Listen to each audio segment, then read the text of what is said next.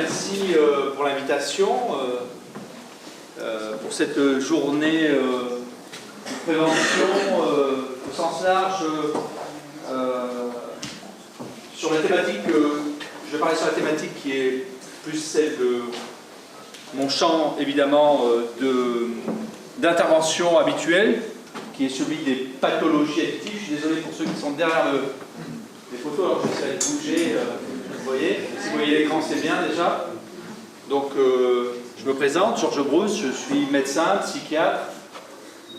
Donc mon champ d'intervention, c'est d'abord le champ de la psychiatrie, et plus spécifiquement, depuis un certain nombre d'années, dans le champ de la psychiatrie, je me suis spécialisé dans les addictions.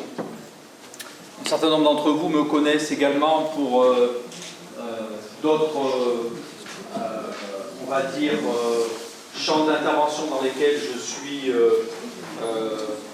intervenu depuis une vingtaine d'années également, qui est celui des urgences psychiatriques, où j'ai travaillé pendant presque une dizaine d'années, et associé aux urgences psychiatriques, toute la question du traumatisme psychique et de la psychotraumatologie, à laquelle je me suis intéressé. Ma vocation et mon intérêt pour la psychotraumatologie date des années 1997-98, quand à l'époque je faisais mon service national à l'hôpital militaire Percy, et c'était l'époque déjà de la mise en place des premières cellules d'urgence médico-psychologique. Et j'ai participé à cette aventure et j'ai développé les compétences, on va dire, dans la prise en charge des traumatismes psychiques. On a développé des CUP, et ce qui a fait aussi mon lien historique avec les sapeurs-pompiers du 63, du 10, et Thierry qui est là, voilà, et avec lequel on a monté historiquement la cellule d'aide de prise en charge du traumatisme chez les sapeurs-pompiers également. J'ai le plaisir d'échanger avec un certain nombre d'entre vous sur les prises en charge de traumatisme au sein des sapeurs-pompiers. Et donc je parle de ça parce que c'est aussi historiquement mon lien avec les sapeurs-pompiers, le fait que je suis présent ici, et surtout le travail qui a été accompli et tout le chemin qui a été fait. Mais je ne vais pas vous parler du trauma, alors, évidemment, c'est une façon de présenter l'histoire. Je ne vais pas vous en parler, mais je vous en parler quand même parce qu'entre traumatisme et addiction, il y a un pas, et il est vite franchi, si on peut dire, parce que assez souvent, les addictions dont on va parler, ces conduites addictives, sont en lien aussi avec des traumatismes psychiques. Donc je ferai le lien aussi avec les histoires traumatiques, plus généralement le stress, qui englobe évidemment, qui est plus large que le trauma, et qui a à voir aussi avec les conduites addictives. Donc intérêt pour traumatisme et conduites addictives.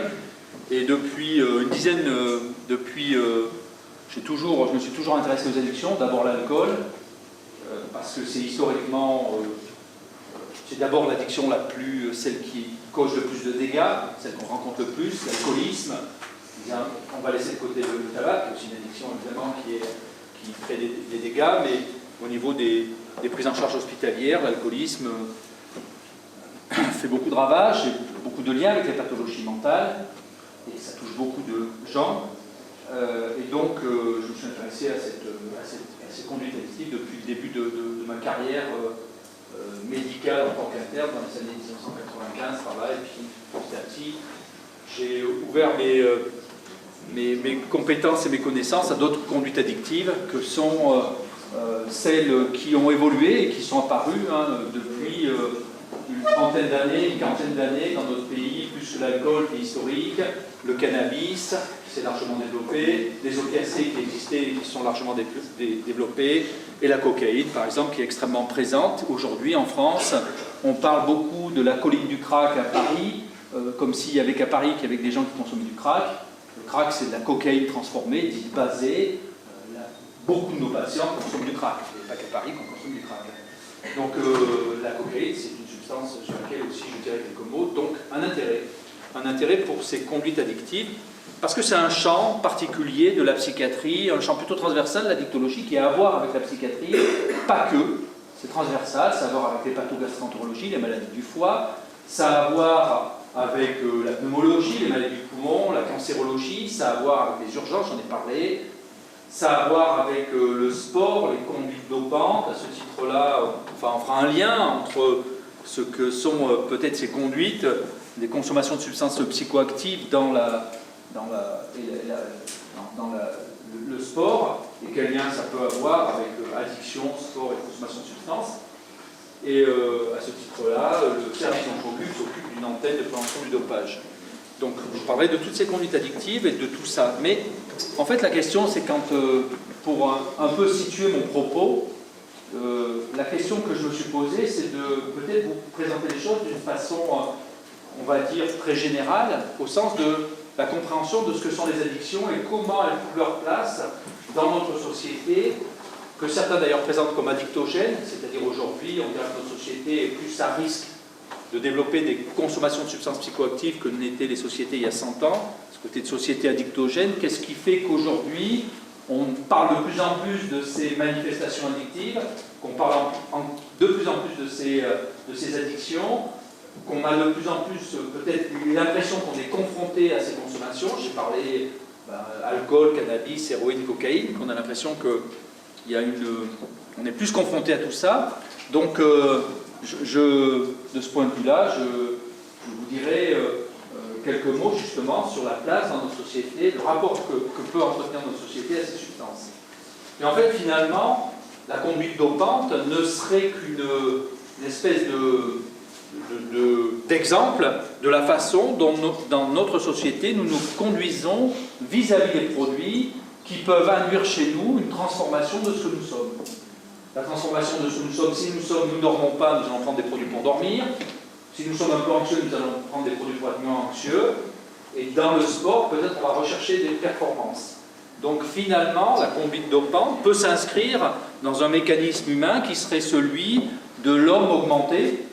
On s'augmente dans des capacités, dans différents types de champs, et la conduite dopante fait partie de cette augmentation-là, avec un risque, comme dans les autres champs, on le verra, de devenir accro, dépendant de la conduite dans laquelle on se met, dans les moyens qu'on choisit pour y arriver. Pour le sport, on peut devenir accro du sport, mais on peut devenir accro des moyens utilisés pour faire du sport. Un certain nombre de substances, par exemple, qu'on peut consommer pour réaliser une performance. Donc finalement, replaçons les conduites addictives dont je parlais, les addictions, dans quelque chose de plus général, qui est le rapport de nos sociétés, de notre société occidentale, dans le rapport qu'elle a aux consommations de substances. C'est ce que les consommations de substances viennent faire dans nos sociétés. C'est un peu l'angle que je vais prendre pour vous parler de ces conduites addictives et de ce qu'elles sont. Alors, ce topo, il pourra peut-être permettre de répondre à un certain nombre de questions, certaines sur lesquelles je passerai plus ou moins rapidement. Des généralités, je crois que j'en ai dit un certain nombre, mais je vais revenir sur des choses qui vont permettre un peu de resituer le sujet. Définir l'addiction, c'est quoi les addictions? Parce qu'on parle souvent des addictions et c'est un terme, être addict maintenant, c'est un terme, si je vous interroge, vous allez spontanément avoir une idée de ce que c'est être addict. Donc si vous avez une idée, c'est qu'à peu près, c'est un terme qui est rentré dans le langage un peu courant, mais on reviendra sur les définitions. On verra sur les personnes qui sont touchées par les addictions, on verra les causes qui peuvent provoquer les addictions, on verra des modèles explicatifs, c'est-à-dire aujourd'hui comment on explique qu'un individu peut devenir addict. On verra les liens avec les problèmes somatiques, c'est quelque chose qui peut intéresser la pratique médicale, évidemment, mais pas simplement, c'est-à-dire, je l'ai dit, les pathologies addictives sont des maladies qui ont à voir de façon très transversale avec d'autres disciplines, hépatiques bien sûr, neurologiques ou autres, et donc on verra quels sont les liens. Et puis évidemment, de là où je parle, je vous ai dit que j'étais psychiatre, et c'est pour ça qu'historiquement les psychiatres s'intéressent beaucoup aux pathologies addictives, parce que les maladies addictives sont des maladies du cerveau.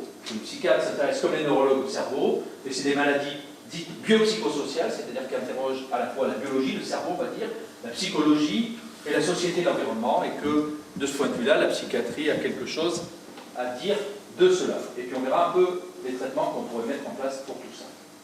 Alors les généralités, les addictions, si on me demande de venir faire un topo sur les addictions, je veux dire, les addictions, c'est un problème de santé publique.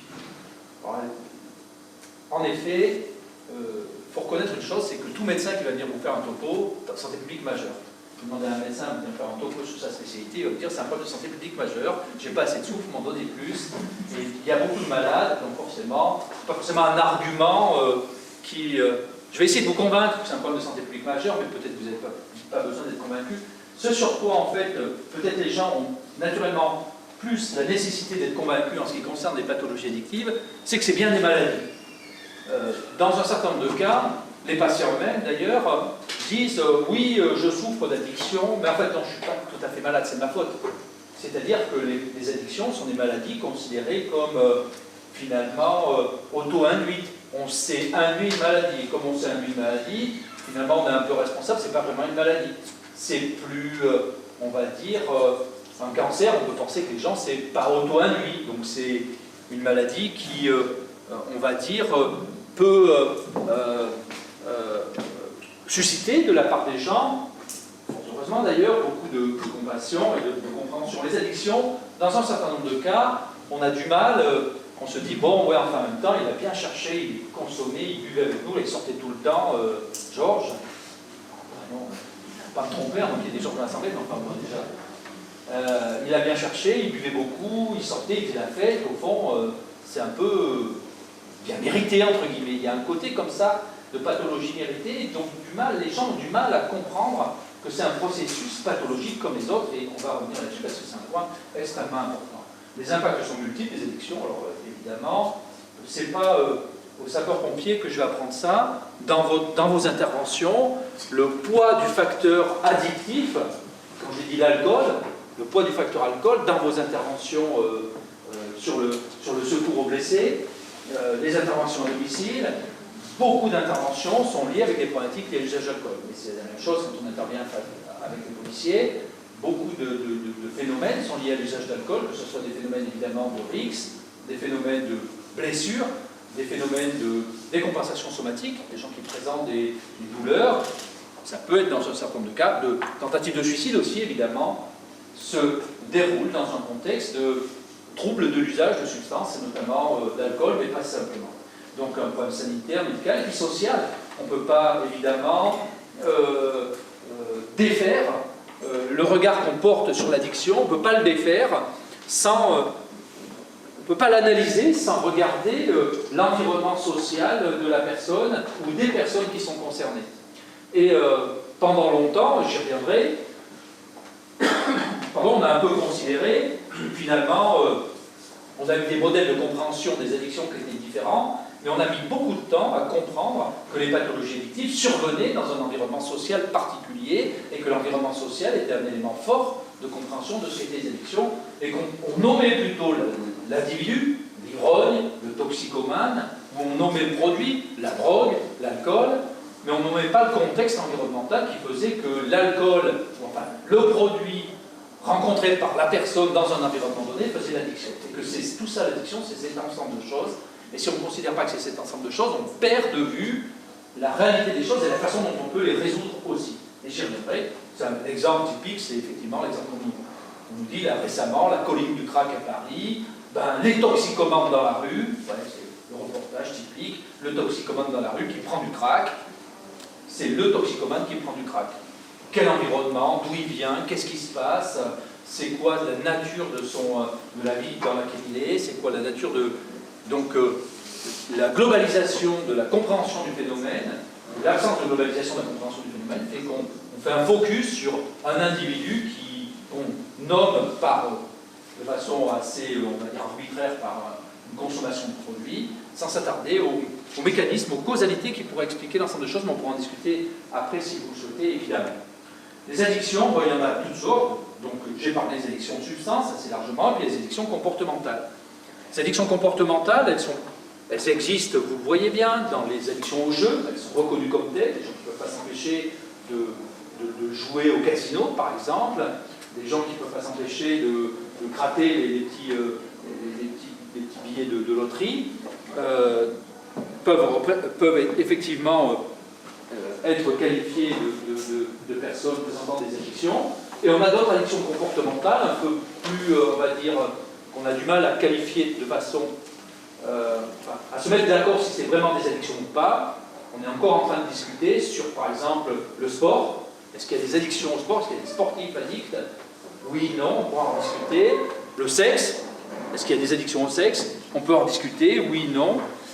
La nourriture, est-ce qu'il y a des addicts à la nourriture? Le sucre, ah, je connais ma voisine, tant qu'elle n'a pas mangé 3 tablettes de chocolat, oui, non. Donc tous ces comportements qui sont un peu en marge de... Là où ça ne fait pas de doute, hein, si je vous dis addiction à l'alcool, vous voyez à peu près ce dont il s'agit. Le sucre, on peut débattre. Le sport, on peut débattre. Il y a on est dans un ensemble de choses où il y a des maladies pour lesquelles il n'y a aucun doute, ce sont bien des maladies, et d'autres, on est dans un champ autour pour lequel encore on n'est pas complètement au point pour décider ou déclarer s'il s'agit de processus addictifs ou pas, et j'y reviendrai. J'ai dit, donc ça c'est les addictions comportementales, on en reparlera. J'ai dit qu'on était sur un modèle biopsychosocial, c'est pour bien comprendre ce que je dis aujourd'hui, maintenant, et pour faire de la prévention et pour aider les gens à ce qu'ils ne deviennent pas addicts, il faut se mettre dans une logique biopsychosociale, c'est-à-dire qu'il y a une biologie, une fragilité de certaines personnes face aux produits, plus ou moins. Il y a des modèles psychologiques, des gens aussi également des facteurs psychologiques qui peuvent expliquer ce que sont ce qui sous-tend par exemple les addictions, l'impulsivité, les gens qui aiment bien les sensations, qui recherchent les sensations, ces personnes-là sont particulièrement peut-être fragiles pour déclencher les addictions, et l'environnement social, qui est un facteur aussi également contributif à l'addiction. Et d'emblée, je vais dire une chose, si je dis que c'est un modèle biopsychosocial, les addictions pour devenir addicts à l'alcool ou pour devenir addicts à la cocaïne, modèle biopsychosocial, une fragilité biologique, une fragilité psychologique, une fragilité sociale, c'est l'ensemble des choses qui donnent les déterminants de la maladie, mais c'est à tel point complexe qu'on peut ne pas avoir la fragilité biologique mais devenir addict, qu'on peut avoir la fragilité biologique et ne pas devenir addict, que tout ça c'est mélangé dans la vie des gens, et qu'il y a des gens qui naissent avec un risque addict parce qu'ils sont dans un environnement social qui est défavorable, ils sont très exposés aux produits, ils sont entourés de gens qui dans la famille avaient des addictions, et donc on peut penser à une espèce d'hérédité génétique, mais ces personnes-là ne vont pas déclencher le processus addictif. C'est évidemment pas une rédhibitoire, c'est complexe, et donc là ce que je vous donne comme éléments, c'est des éléments qui permettent de comprendre dans quoi ce qu'on peut cibler comme risque pour le devenir pour l'émergence d'addiction chez les gens, mais en même temps c'est pas parce qu'on cible, pas parce qu'on voit qu'il y a quelque chose que ça risque forcément d'arriver. C'est tout ce qui fait justement la difficulté de faire la prévention des addictions. C'est-à-dire qu'on doit repérer les choses, on doit agir dessus, mais en même temps, on doit prendre en compte que dans l'histoire des sujets, il y a, pour chaque personne, il y a des histoires différentes qui font que parfois ils vont arriver vers le risque addictif et d'autres non. Alors cette histoire des addictions, ce n'est pas une histoire nouvelle, ce n'est pas une histoire récente. Depuis l'aube de l'humanité, les hommes consomment des substances psychoactives. C'est important de le rappeler parce que, évidemment, si on regarde aujourd'hui comment on vit et quel rapport on a aux substances, il faut bien reconnaître que sur tous les endroits de la planète, on a repéré depuis des milliers d'années des consommations de substances. Donc si on revient en Amérique du Sud, des consommations de feuilles de coca chez les Amérindiens, en Asie, des consommations d'opium très anciennes, autour de la Méditerranée, des consommations d'alcool, on a retrouvé dans des écrits égyptiens des traces des écrits sumériens, même de 3000 ans, des mots concernant le vin, l'alcool. Dans la Bible, le mot vin apparaît 300 fois. Donc en fait, les consommations des substances sont présentes depuis l'aube de l'humanité. Évidemment, en fonction des époques et des cultures, ça a changé. Et évidemment, on a des facteurs sociaux culturels qui ont fait évoluer les consommations de substances, mais on a aussi des facteurs économiques et des facteurs politiques qui ont fait que les substances se sont diffusées. Ce qu'on peut dire quand même malgré tout, et ça ne vous a pas échappé, c'est que depuis à peu près un siècle et demi, disons depuis la révolution industrielle, les villes, depuis le fait qu'on puisse faire commerce beaucoup plus étendu et échanger plus facilement les substances, on a eu des phénomènes d'accès aux produits qui ont été de plus en plus importants. Il y a 2000 ans, les Romains, ils se baladaient avec leurs amphores sur leur bateau, les gens avaient accès au vin, ainsi de suite. Bon, si vous étiez à Gerza, vous vouliez une amphore de vin, il fallait la commander, je suppose qu'elle n'arrivait pas n'y arrivez pas tout de suite, quoi. Là, si vous voulez un gramme de coke, prenez votre ordinateur, vous tapez cocaïne, darknet, machin, et sous 48 heures, vous êtes livré dans un pli chez vous. Cocaïne, ou je dis cocaïne parce que c'est. Même la cocaïne, c'est même pas ça. La cocaïne, vous prenez votre voiture, vous traînez un peu dans certains coins, vous voyez des hommes, c'est pas compliqué d'obtenir des produits. Là, pour obtenir les produits dont je parlais, Darknet, moi j'ai des patients qui font venir de l'autre bout du monde, du fentanyl, qui font venir de l'autre bout du monde des substances que moi je connais même pas. Ils me disent, ah docteur, j'ai trouvé une substance, c'est super, c'est comme de la kétamine, mais c'est pas de la kétamine. J'ai ça sur le Darknet, machin. Ah ouais, d'accord, mais vous avez trouvé ça. Ben, j'ai fait sur Internet, alors ça s'appelle la 2KFC, alors je fais des noms déjà, on ne sait pas d'où ça sort, qui donne les noms, on ne sait pas. J'ai pris ça, mais alors c'est vraiment bien, grâce à ça j'ai arrêté la cocaïne. Parfait, ça va bien, c'est un patient qui me raconte ça, et c'est vrai qu'il a arrêté, grâce à ça il a arrêté la cocaïne, mais grâce à ça aussi, il est devenu addict de ce truc qu'il a trouvé sur Internet, et qui a des effets aussi, c'est des substances qui sont hédoniques, hein. C'est de la pêche, de la pêche, tout ça. Il me dit, mais là j'ai des vers qui poussent. Il me dit, bah là c'est peut-être... c'est le vaccin du Covid, docteur. Non, c'est peut-être ce que vous prenez. C'est marrant d'ailleurs les patients, parce qu'ils vous racontent, moi je leur dis, bah, vous avez, je pense que vous avez une maladie addictive, il faudrait que vous preniez tel type de traitement, parce que pour l'addiction, on va vous prescrire ça, ça et ça. Les patients qui viennent, qui sniffent tout un tas de trucs, ils achètent dans la rue des trucs qu'ils fument, ils s'injectent des trucs. Là, ils me disent non, mais docteur, il y a peut-être des effets indésirables à ce que vous donnez. Moi, je ne vais pas prendre n'importe quoi. Et donc, vous êtes confrontés à ça. Mais en tout cas, les gens trouvent tout partout. Et donc, depuis tout ça, pour vous dire que depuis 150 ans, l'industrialisation, la commercialisation, l'accès aux produits rapides, il est immédiat et les gens trouvent vite des choses. On l'a vu, on peut multiplier les exemples. Là, je vous ai dit mon patient qui trouve ce type d'amphétamine sur Internet. On a eu toute une période où les gens trouvaient des catinones, et il y en a encore des catinones, vous avez peut-être entendu parler de ces produits. C'est des produits qui étaient au départ accessibles sous forme, on appelait ça les sels sous forme de sel de bain, et c'était les miaou miaou, ça s'appelait des choses comme ça, et c'était en usage, c'était vendu gratuit, enfin pas gratuitement, c'était autorisé, parce qu'en fait la commercialisation, l'industrialisation, l'enjeu là-dessous, c'est que des mafias de l'autre bout du monde synthétisent des produits nouveaux qui ne sont pas interdits puisqu'ils n'existent pas. Donc ils synthétisent des produits, tac, ils fabriquent des trucs, amphétamine, machin, ils vendent ça, donc c'est accessible, les gens peuvent acheter, ils s'injectent, ainsi de suite. Donc il y a des marchés, et des accès à des marchés qui sont très importants. Et tout ça pour vous dire que la diffusion des produits obéit à des règles qui sont des règles celles des consommateurs. Les gens cherchent des produits pour avoir des effets, on va y revenir. Les gens ne prennent pas des produits, ils prennent des produits pour avoir des effets hédoniques, et pour se faire plaisir, pour se donner du plaisir, on y reviendra. Mais ça, c'est pas la majeure partie. Les gens prennent des produits, il y a des gens qui prennent des produits parce que c'est les usagers, les consommateurs, mais derrière, en face d'un consommateur, vous n'êtes pas échappé qu'en face d'un consommateur, il y a toujours un vendeur. Ah oui. Et les vendeurs, ils multiplient les façons de vendre les produits. Et donc, ils fabriquent des tas de choses. Évidemment, il y a des circuits économiques très importants, il y a des circuits qui sont associés, évidemment, comme c'est interdit, à un certain nombre de systèmes mafieux, forcément. Il y a des enjeux politiques, parce qu'il n'y a pas que des produits interdits. Là, je parle des produits interdits, évidemment, pour faire un peu funky, je vous parle de trucs accessibles sur le Darknet, mais c'est pas ce qui tue les gens. Ce qui tue les gens, c'est l'alcool et le tabac, en France. 80 000 morts par an du tabac, 50 000 morts par an de l'alcool, mes trucs, mes catinones, mes trucs comme ça fait peut-être le buzz d'une demi-heure sur envoyé spécial. Tout le monde regarde, tout le monde est content, tout le monde a peur. Ce qui tue les gens, c'est l'alcool et le tabac. Et en France, l'alcool et le tabac, c'est autorisé. Et ça, c'est des enjeux à la fois économiques, et des enjeux politiques, et des enjeux culturels. Des enjeux culturels parce que moi, si on me dit, il y a plus de, parce que ça tue les gens, vous n'allez plus pouvoir boire un petit verre de vin le dimanche midi, le whisky le samedi soir, bref. vous connaîtrez un peu ma vie comme ça.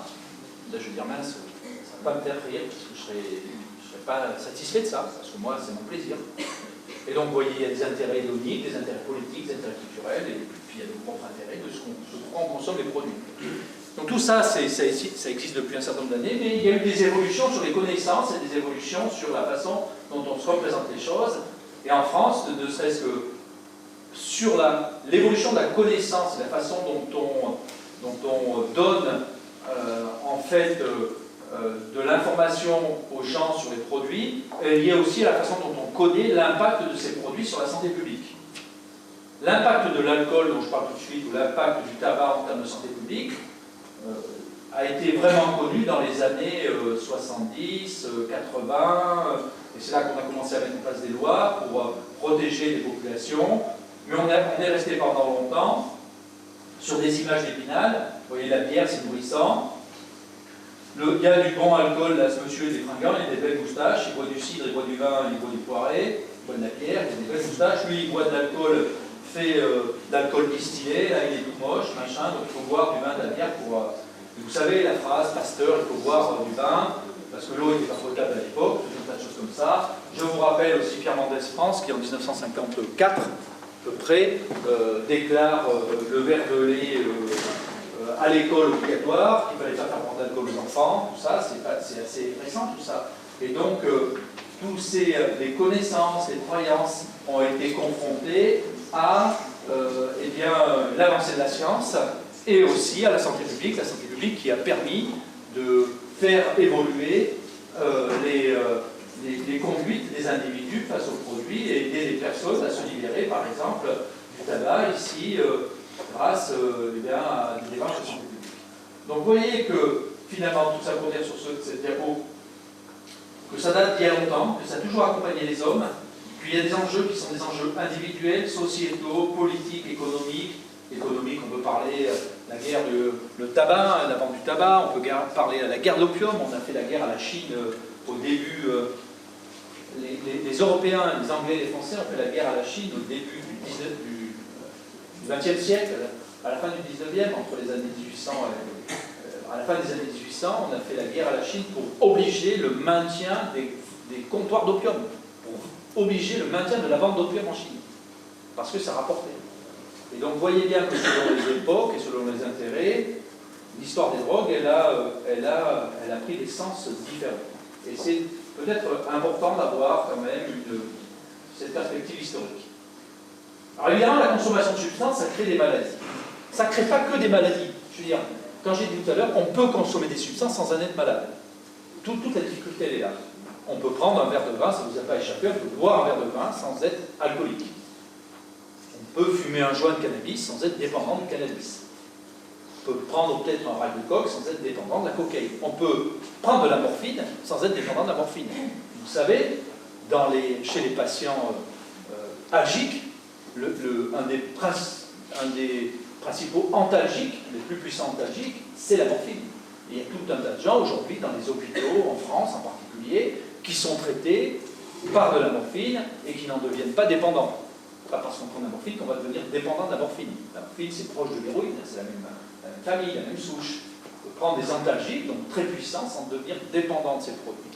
Donc l'individu consommateur ou l'usager de substance ne devient pas forcément dépendant de la substance.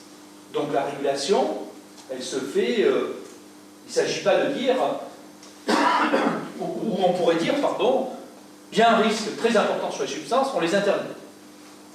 L'alcool, le tabac, ainsi de suite, et plus de substances psychoactives, une société sans drogue.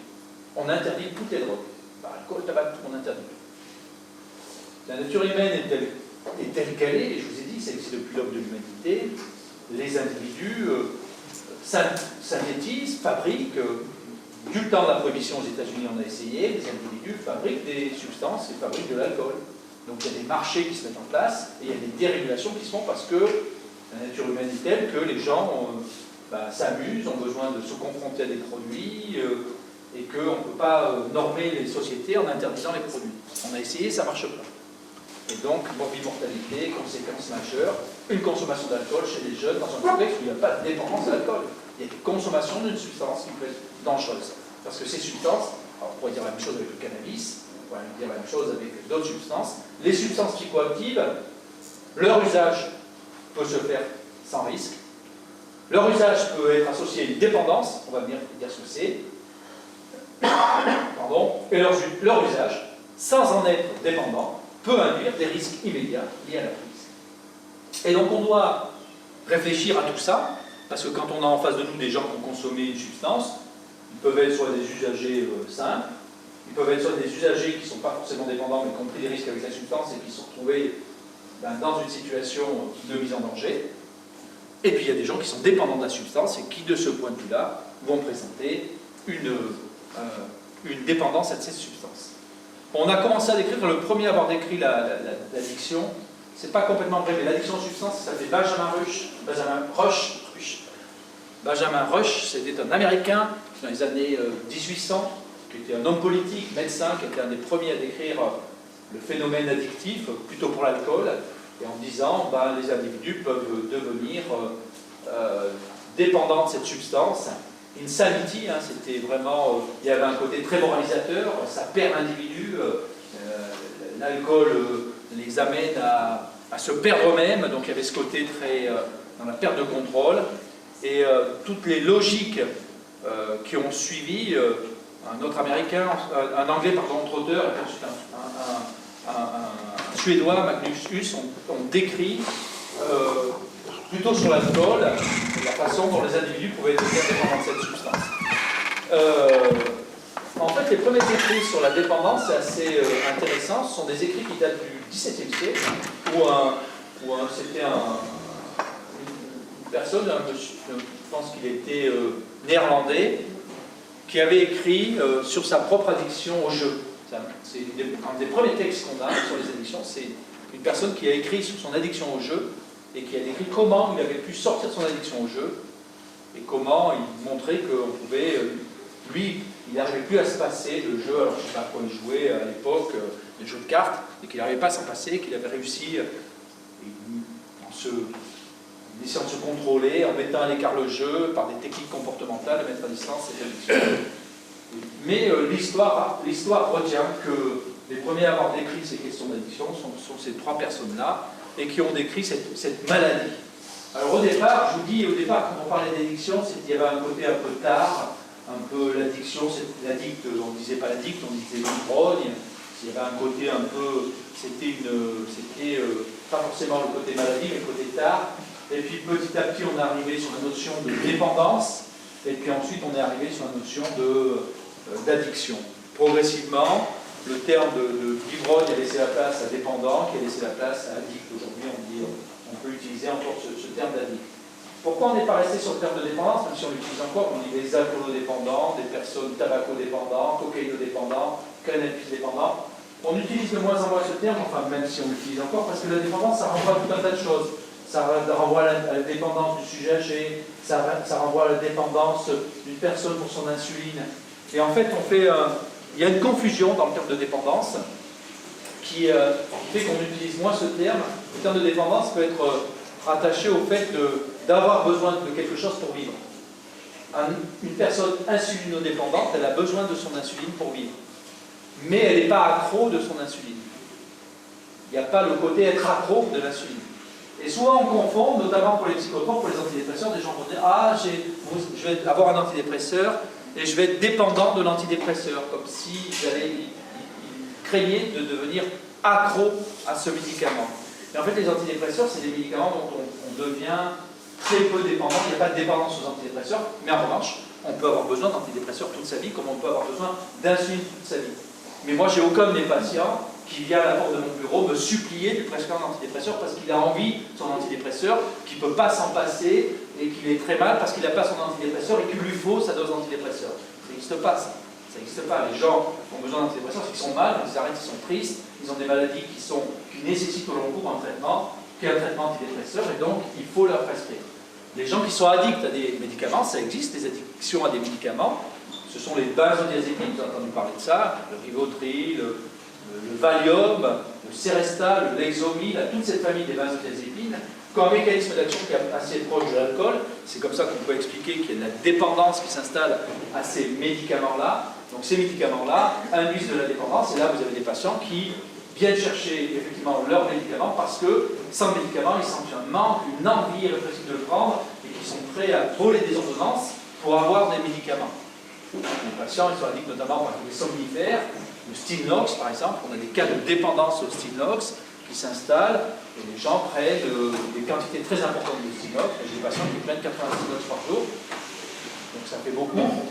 80 Stilnox, c'est beaucoup. Ils le prennent, et donc là, pour le coup, ils sont dépendants, ils en ont besoin parce qu'ils ont des envies répressives. Et s'ils n'ont pas leur Stilnox, ils sont capables d'aller chez un médecin, de voler des ordonnances, de faire 10 médecins par jour pour se faire prescrire une quantité de Stilnox par mois, et ainsi de suite. Donc il y a une vraie dépendance au produit. Donc la dépendance au sens être accro à. Donc on essaie de parler plutôt d'addiction que de dépendance, de manière à caractériser cette distinction entre le fait d'être dépendant, il me le faut pour vivre parce que sinon ma maladie revient, et dépendance, j'en suis accro. Alors l'addiction c'est quoi? Définition, ces maladies dont on parle, ces maladies addictives, elles concernent, je l'ai dit, l'addiction elle s'inscrit, on parle de conduite addictive, parce que les conduites addictives elles englobent ce que j'ai dit, l'usage simple, on peut consommer une substance sans être malade, l'usage avec un risque, on peut prendre une substance en ayant un risque avec cette substance. On va parler de la femme enceinte, par exemple, c'est un bon exemple. Une femme enceinte, elle peut consommer une substance sans prendre de danger pour elle, mais en mettant en danger la vie de l'enfant qu'elle porte. Et là, évidemment, c'est un usage à risque, et pour l'alcool, c'est un risque extrêmement important. Et puis, il y a des addictions dont on va parler avec leur définition. Alors, l'addiction, c'est quoi? Comment on définit, comment nous, on caractérise cette maladie? L'addiction, c'est une altération pour faire, si on voulait chercher le noyau dur de cette maladie-là chez nos patients, qu'est-ce qui est le plus profond chez eux et qu'est-ce qui est le moteur de la maladie addictive chez nos patients. Eh bien, ce qui est le moteur de la maladie addictive chez les patients, c'est ce qu'on appelle la perte de contrôle ou l'altération du contrôle, parce que le contrôle n'est pas tout le temps perdu. L'altération du contrôle, ce sont des personnes qui ont une difficulté à contrôler la prise de leur substance. Ils n'arrivent pas à contrôler l'alcool. Dès qu'ils ont bu un verre, ils en boivent 10. Ils ne peuvent pas s'empêcher, dès qu'ils ont un peu de... S'ils reçoivent sur leur portable un message « Tiens, j'ai de la cocaïne, de la bonne cocaïne, est-ce que tu en veux ?» Ils n'arrivent pas à dire « Non, non, j'en veux pas ». Ils sont obligés de répondre et d'aller chercher la cocaïne. Ils perdent donc le contrôle, leur capacité à contrôler la prise de substance. Et c'est vraiment... Parfois c'est altéré, hein. Il y a des gens, par exemple pour l'alcool, on voit bien, on a des patients qui ils sont dans la lutte, ils essaient de mettre à distance le produit, et puis finalement, dans un certain nombre de cas, ils y arrivent. Ils arrivent à ne pas consommer, à être abstinents. Ou parfois, on a même des patients qui arrivent à tenir une consommation dite contrôlée. Ils sont malades, ils se disent non mais moi je suis malade de l'alcool, je buvais jusqu'à présent 1 litre de whisky par jour, et là je passe à... j'essaie de boire que 2 verres par jour. Donc, ils sont là-dedans, dans une espèce de tentative de garder le contrôle. Cette altération du contrôle, c'est l'élément central de l'addiction. C'est un processus d'ailleurs au niveau neurologique dans le cerveau qu'on a décrit. Donc, on sait maintenant où ça se situe, le lieu où le contrôle, la capacité à contrôler quelque chose. Mais voyez comme on se représente difficilement ces processus-là. C'est juste une chose qu'il faut bien avoir en tête, c'est que les addictions sont des maladies contre-intuitives. C'est-à-dire que nous, quand on n'est pas malade, on se représente à peu près ce que pourrait être une addiction en se disant bah tiens, c'est machin, le voisin il ne peut pas s'empêcher, il n'arrête pas de boire, et ainsi de suite. En fait, ce qui nous échappe, c'est comment un individu ne peut pas prendre le contrôle sur un comportement de consommation. Quand on n'est pas malade et qu'on décide de boire un verre, on s'arrête. Ou des fois on ne s'arrête pas parce qu'on décide de ne pas s'arrêter. Mais nos patients, ils ne peuvent pas contrôler ça. Et c'est contre-intuitif parce qu'on ne voit pas comment ça peut opérer chez les gens. Parce que vous avez la plupart de la famille qui dit « Combien de temps empêcher? Tu n'as pas boire. Il ne va pas, ne consomme pas. » Donc l'entourage est toujours affectif parce qu'on se dit « Mais je ne comprends pas, il a passé 3 semaines en cure et il sort, il consomme. » Parce qu'en fait l'altération du contrôle est telle que c'est difficile pour les patients d'arriver à ne pas consommer.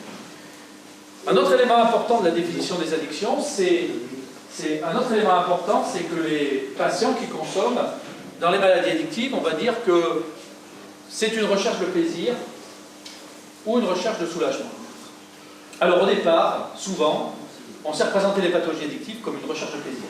c'était le toxico des années 70, l'héros, les producteurs, on part avec le combi Volkswagen, on fume des joints, on se fait plaisir, et on est addict au cannabis ou à l'héroïne. L'alcool, c'est pareil, on fait la troisième mi-temps de rugby, on fait beaucoup la fête, et on devient addict à l'alcool.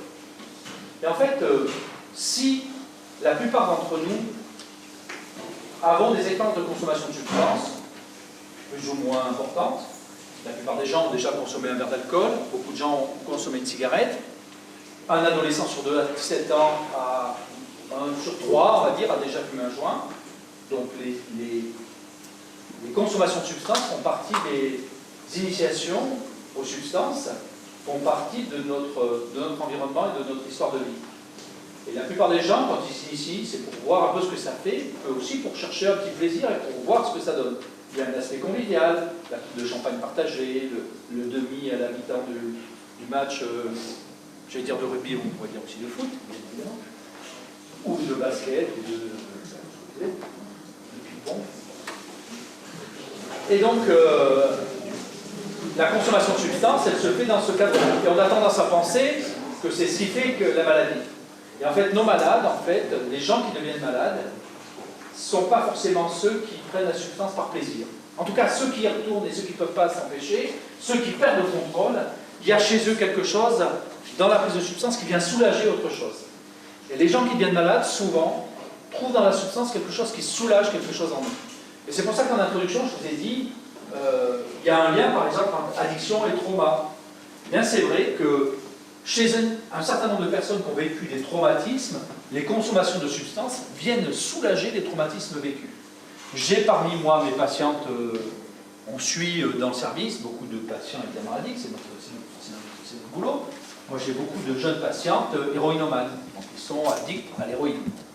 Et bien parmi les jeunes patientes de 20 ans qui sont addicts à l'héroïne, les 2 tiers d'entre elles, les 3 quarts d'entre elles ont des antécédents de violence en enfance. Violence sexuelle, souvent, pas que, mais des histoires de violence et de traumatisme chez les individus souffrant de pathologies addictives sont très fréquents. Et dès lors, à l'adolescence, les gens sont déboussolés, ils consomment des substances, ils sont mal, évidemment, comment cela ne pourrait-il pas être? Ils sont mal et ils consomment des substances pour se soulager. Et face à une histoire traumatique très forte, la consommation de substances, un joint, pour soulager les mémoires traumatiques, le sommeil, une prise d'héroïne pour soulager un vécu corporel difficile, bien vient soulager tout ça, et forcément les gens s'accrochent très rapidement au produit, ou beaucoup plus rapidement.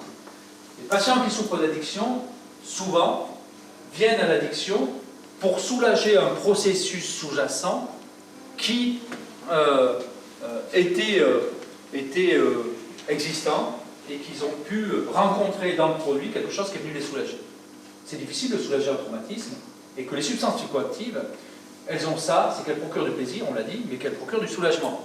Et si vous avez fait l'expérience de prendre des substances, l'alcool, ou quelle que soit la substance psychoactive, il y a un plaisir, il y a un soulagement, il se passe quelque chose chez les gens, et d'autant plus que leur histoire traumatique est importante, ce soulagement est fort, et qu'il faut avoir une sacrée capacité de ressources, d'environnement, j'en ai parlé tout à l'heure, pour pouvoir dire oui, ça me soulage, mais attention, c'est une voie un peu dangereuse. Donc il faut que je fasse attention à ne pas prendre ça. Donc il faut avoir trouvé d'autres ressources, de l'aide de psychothérapie, il faut avoir trouvé un environnement familial ou amical très fort, professionnel, ainsi de suite, qui fait qu'on ne passe pas le pas dans la substance, et ce n'est pas le cas évidemment d'un certain nombre de patients qui ont des histoires de vie très compliquées. Donc forcément, le soulagement, c'est un point capital de la mise en place de l'addiction. Ceci dit, le plaisir, il y a des gens qui rentrent dans l'addiction par plaisir, ils ont du plaisir, ils apprennent, ils retrouvent du plaisir, mais au fur et à mesure, en fait, il y a des petites vidéos, vous pouvez trouver ça sur Internet, je ne sais pas si vous avez vu ça, l'oiseau, là, qui prend la substance,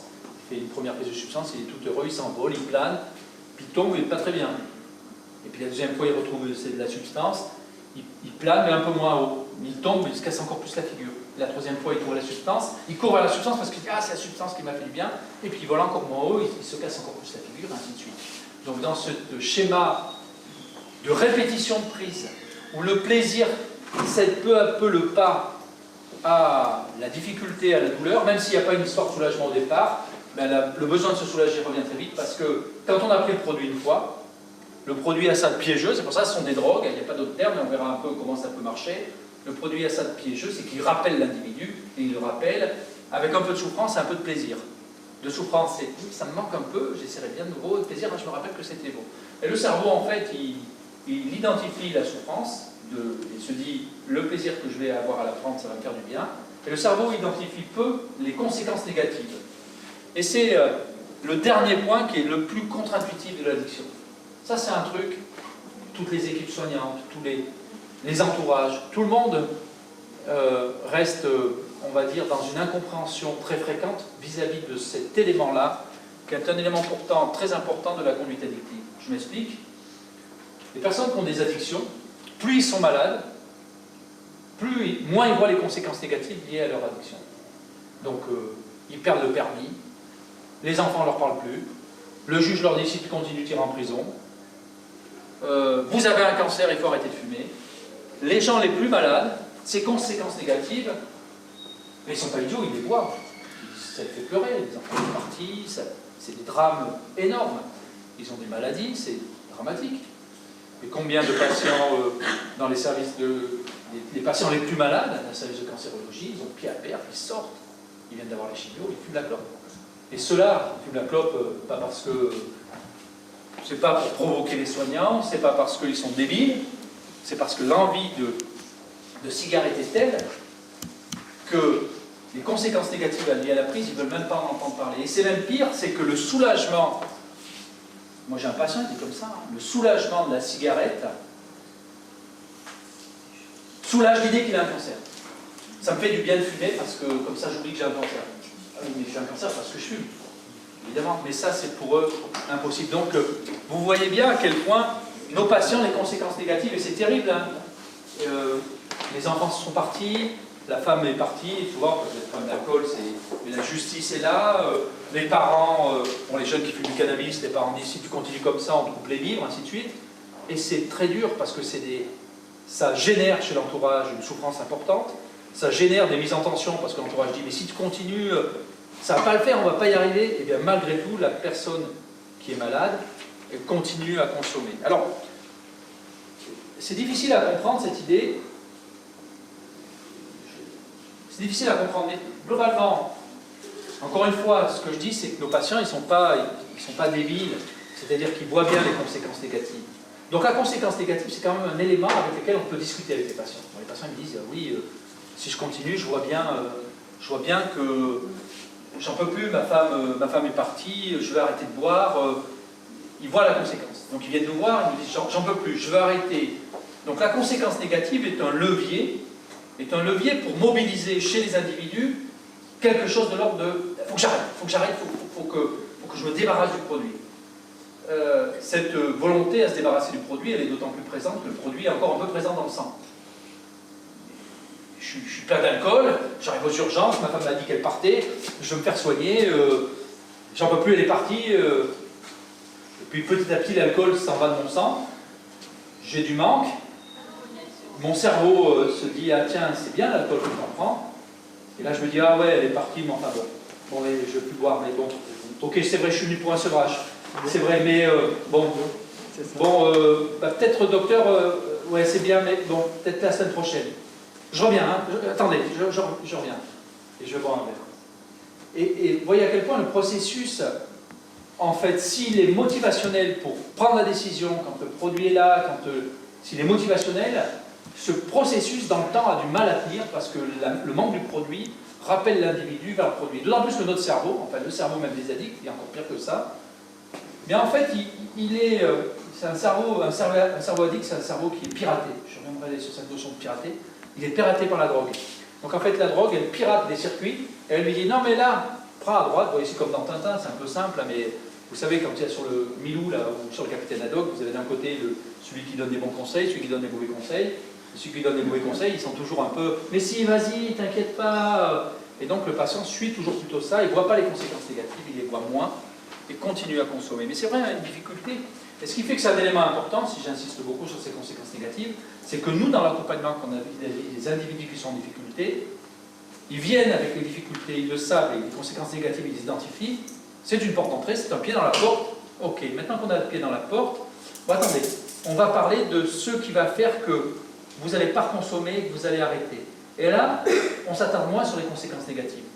On se dit, ben, si vous arrêtez, il se passera quoi de positif dans votre vie? Qu'est-ce qui sera, où c'est que ça ira mieux? Qu'est-ce qui sera bien pour vous? Et là, les patients commencent à enclencher un processus de mise à distance du produit qui est porté non pas par la peur des conséquences négatives, parce que la peur, ça n'empêche jamais les gens de faire des choses, mais par les aspects positifs. Parce que les addictions sont des maladies, on va y venir, qui court-circuitent le circuit de la récompense par des soulagements. J'ai la récompense de consommer, ça me donne des trucs. Et si, à la place de cette récompense, j'en mets une autre, si tu consommes plus d'alcool, il va se passer des trucs positifs dans ta vie, tu pourras faire du sport, tu pourras reprendre ton travail, oui, c'est bien, c'est sympa, je reverrai mes enfants, oui, ça, j'ai envie de ça. Ben ça marche bien parce que c'est un levier motivationnel auquel les gens s'accrochent et qui les aide à faire des pas parce que les pas, ils sont difficiles à faire. On parlera peut-être de ça parce que c'est un point important, mais vraiment... Alors, au-delà de ces symptômes que j'ai décrits, qui sont les 3 symptômes, la perte de contrôle, le plaisir et le soulagement et la poursuite du comportement des conséquences négatives, on a un certain nombre de critères symptomatiques, comme tous les docteurs. On a des critères, on coche pour les diagnostics, pour dire que quelqu'un a une problématique addictive. Alors évidemment, vous allez, mais il n'a pas parlé du sevrage. Nous, dans les VSAB, là, on a des gens, ils arrivent, ils sont comme ça, ils sont en sueur. Alors évidemment, on a dans l'addiction des symptômes qui sont des symptômes physiques. C'est-à-dire que quand la personne n'a plus le produit, elle en manque, et quand elle en manque, elle se met à avoir des manifestations cliniques très fortes liées au manque du produit. La transpiration pour l'alcool, les tremblements, les douleurs au ventre pour les toxicomanes, des crises de manque très importantes avec des agitations et des agressivités très importantes, parfois des déliriums très minces, vous en avez véhiculé, parfois vu des déliriums très minces, c'est les gens qui voient des lézards. Souvenez-vous, pour les plus anciens, Jean-Pierre Melville, Le Cercle Rouge, vous voyez ce film formidable que je vous conseille, avec Yves Montand, Bourvil, Alain Delon, magnifique film, Le Cercle Rouge de Jean-Pierre Melville. Et à un moment donné, Yves Montand est dans son espèce de maison, là, je ne sais pas si vous le voyez, et sur son lit, il y a des iguanes, il y a des rats, comme ça, il est en train de faire les délires entre mains. Il a filmé des délires entre mains, c'est rigolo. Et donc on a des personnes comme ça qui ont des délires entre mains. J'en ai des patients, moi j'ai un patient que j'ai filmé, là, je n'ai pas le temps de vous montrer, il me dit, ah ben docteur, regardez là-bas, on dirait que c'est la plainte du mur, mais c'est un boa qui passe avec la maman, avec ses petits boas. Et c'est fascinant, parce que cliniquement, c'est les hallucinations visuelles du délire entre mains, c'est ça, c'est le manque d'alcool, et donc c'est des signes physiques très importants qui sont liés au sevrage et qui sont très marqués. On a d'autres signes, peu importe. Un signe important aussi qu'on décrit bien, c'est l'envie de prendre le produit. Je vous ai décrit la perte de contrôle, mais la perte de contrôle, elle peut être liée à l'envie. Plus j'ai envie, plus je perds le contrôle. Plus j'ai envie de prendre un truc, plus on peut supposer que mon contrôle est difficile. Je donne souvent l'image, je dis, les patients addicts, c'est des gens comme s'ils étaient au volant de leur cerveau addict, c'est une Ferrari qui est lancée à fond, le moteur est à fond, ils n'ont plus de frein. Et ils essaient de... Et le moteur à fond, c'est l'envie d'aller chercher le produit. Et ils ne peuvent pas s'empêcher. Et des substances pour lesquelles le craving, c'est des envies répressives, c'est-à-dire que les gens sont prêts à faire n'importe quoi pour la substance, c'est la cocaïne. La cocaïne, j'ai déjà vu ça, nos patients, ils sont dans le service. La cocaïne, d'ailleurs, je leur dis, quand vous venez pour un sevrage en cocaïne, les patients, je leur dis, la première des choses que vous faites, vous prenez votre téléphone portable, vous virez tous les gens qui normalement vous livrent de la cocaïne. Parce qu'un patient cocaïnomane, il suffit d'un SMS, viens, j'ai de la bonne. Et ça, d'emblée, ils vont chercher le produit. C'est vraiment l'envie. Ils sont prêts à faire 700 km pour aller chercher leur dose de cocaïne, tellement ils sont dépendants. Donc là, vraiment, la dépendance dépendante, vous voyez, j'utilise encore le terme, bien que j'ai dit qu'on l'utilisait. Donc, capacité à se contrôler. Alors, les produits, je ne vais pas revenir sur les produits, ils sont largement... Il y a le cannabis, le catinone. Alors, les opiacés, qu'est-ce qu'on peut dire des produits par rapport à l'idée du sport et des conduites dopantes et le lien qu'on peut faire dans la pratique sportive? Les produits qui peuvent être utilisés dans la pratique sportive et qui peuvent avoir un risque addictif sont des produits à potentiel addictogène. Et on retrouvera ça surtout sur les antalgiques, les opiacés notamment, qui ont des opiacés. Donc on peut prendre dans la pratique sportive, on peut prendre des médicaments contre la douleur, et on peut devenir accro de ces médicaments. Donc on peut ne pas se passer de médicaments pour la douleur et devenir accro. Et notez bien qu'une performance sportive, si vous faites du marathon, si vous faites de la course à pied, quand vous arrivez à un âge où le lendemain on a un peu mal dans les articulations, on peut rapidement prendre de la codéine pour soulager et entrer dans une modalité d'accoutumance au produit. Ça peut arriver. Il faut être prudent. Je pense que si on devient addict aux opiacés, on ne court plus parce qu'on prend des grosses doses et ce n'est pas de ça dont il s'agit. Et c'est vrai que les antalgiques, ça peut représenter un risque ça peut représenter un risque d'installation d'addiction. Plutôt ce qu'on verrait dans les produits liés aux conduites dopantes et dans la pratique du sport, c'est que la pratique du sport devienne en soi-même une pratique dont les gens sont accros, parce que quand on pratique du sport de façon très intensive, on sécrète des endorphines qui ressemblent un peu à ce qu'est l'héroïne. C'est un peu la même chose, les endorphines, c'est un peu des substances que l'on sécrète quand on a des pratiques physiques intensives. Dans l'anorexie mentale aussi, on a décrit qu'il y avait ce type de sécrétion dans notre cerveau. On sécrète nous-mêmes des endorphines, des médicaments contre la douleur, pas des médicaments, des neurotransmetteurs contre la douleur, on en sécrète.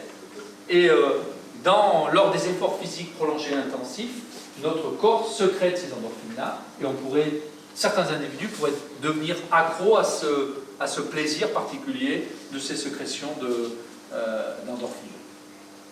Les comportements, donc jeux de hasard et d'argent, hein, ça c'est reconnu comme des mécanismes, comme des phénomènes addictifs. Hein, le jeu, le casino, certains patients se font interdire, ils se ruinent. Hein, les jeux à gratter, évidemment. Et puis les jeux vidéo, c'est reconnu Sim11. Alors ça c'est un vrai sujet de société. Dans les enfants,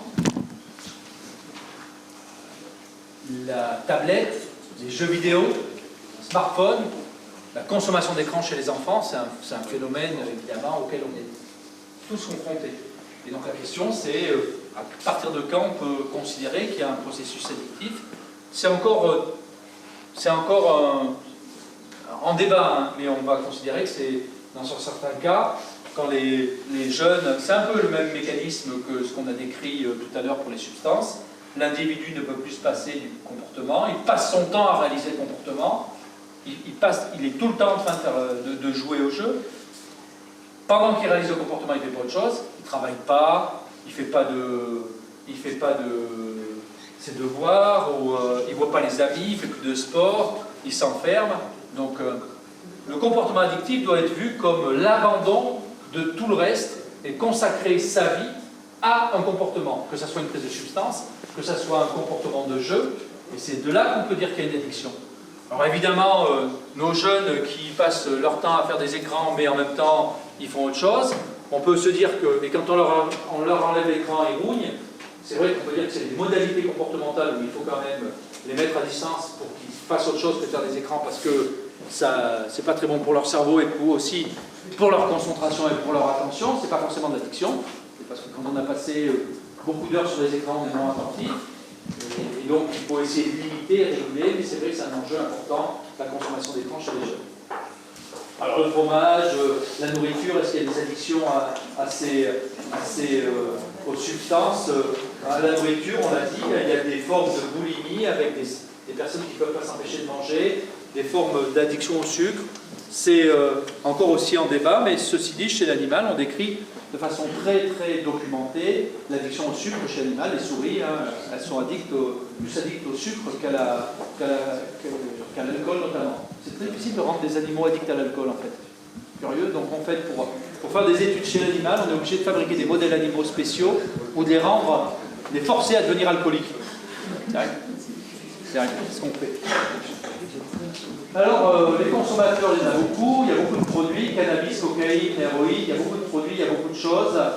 On ne sait pas bien dénombrer autant l'alcool. En France, on peut quantifier qui consomme de l'alcool. On sait qu'il y a 8 millions de consommateurs quotidiens, 5 millions de gens, donc 5 millions de consommateurs assez réguliers, quotidiens, 8 millions plus réguliers. Dans les 5 millions quotidiens, la question c'est, parmi les 5 millions de gens qui boivent de l'alcool tous les jours, quelle est la part des gens qui sont dépendants de l'alcool? On ne sait pas, 2 millions peut-être.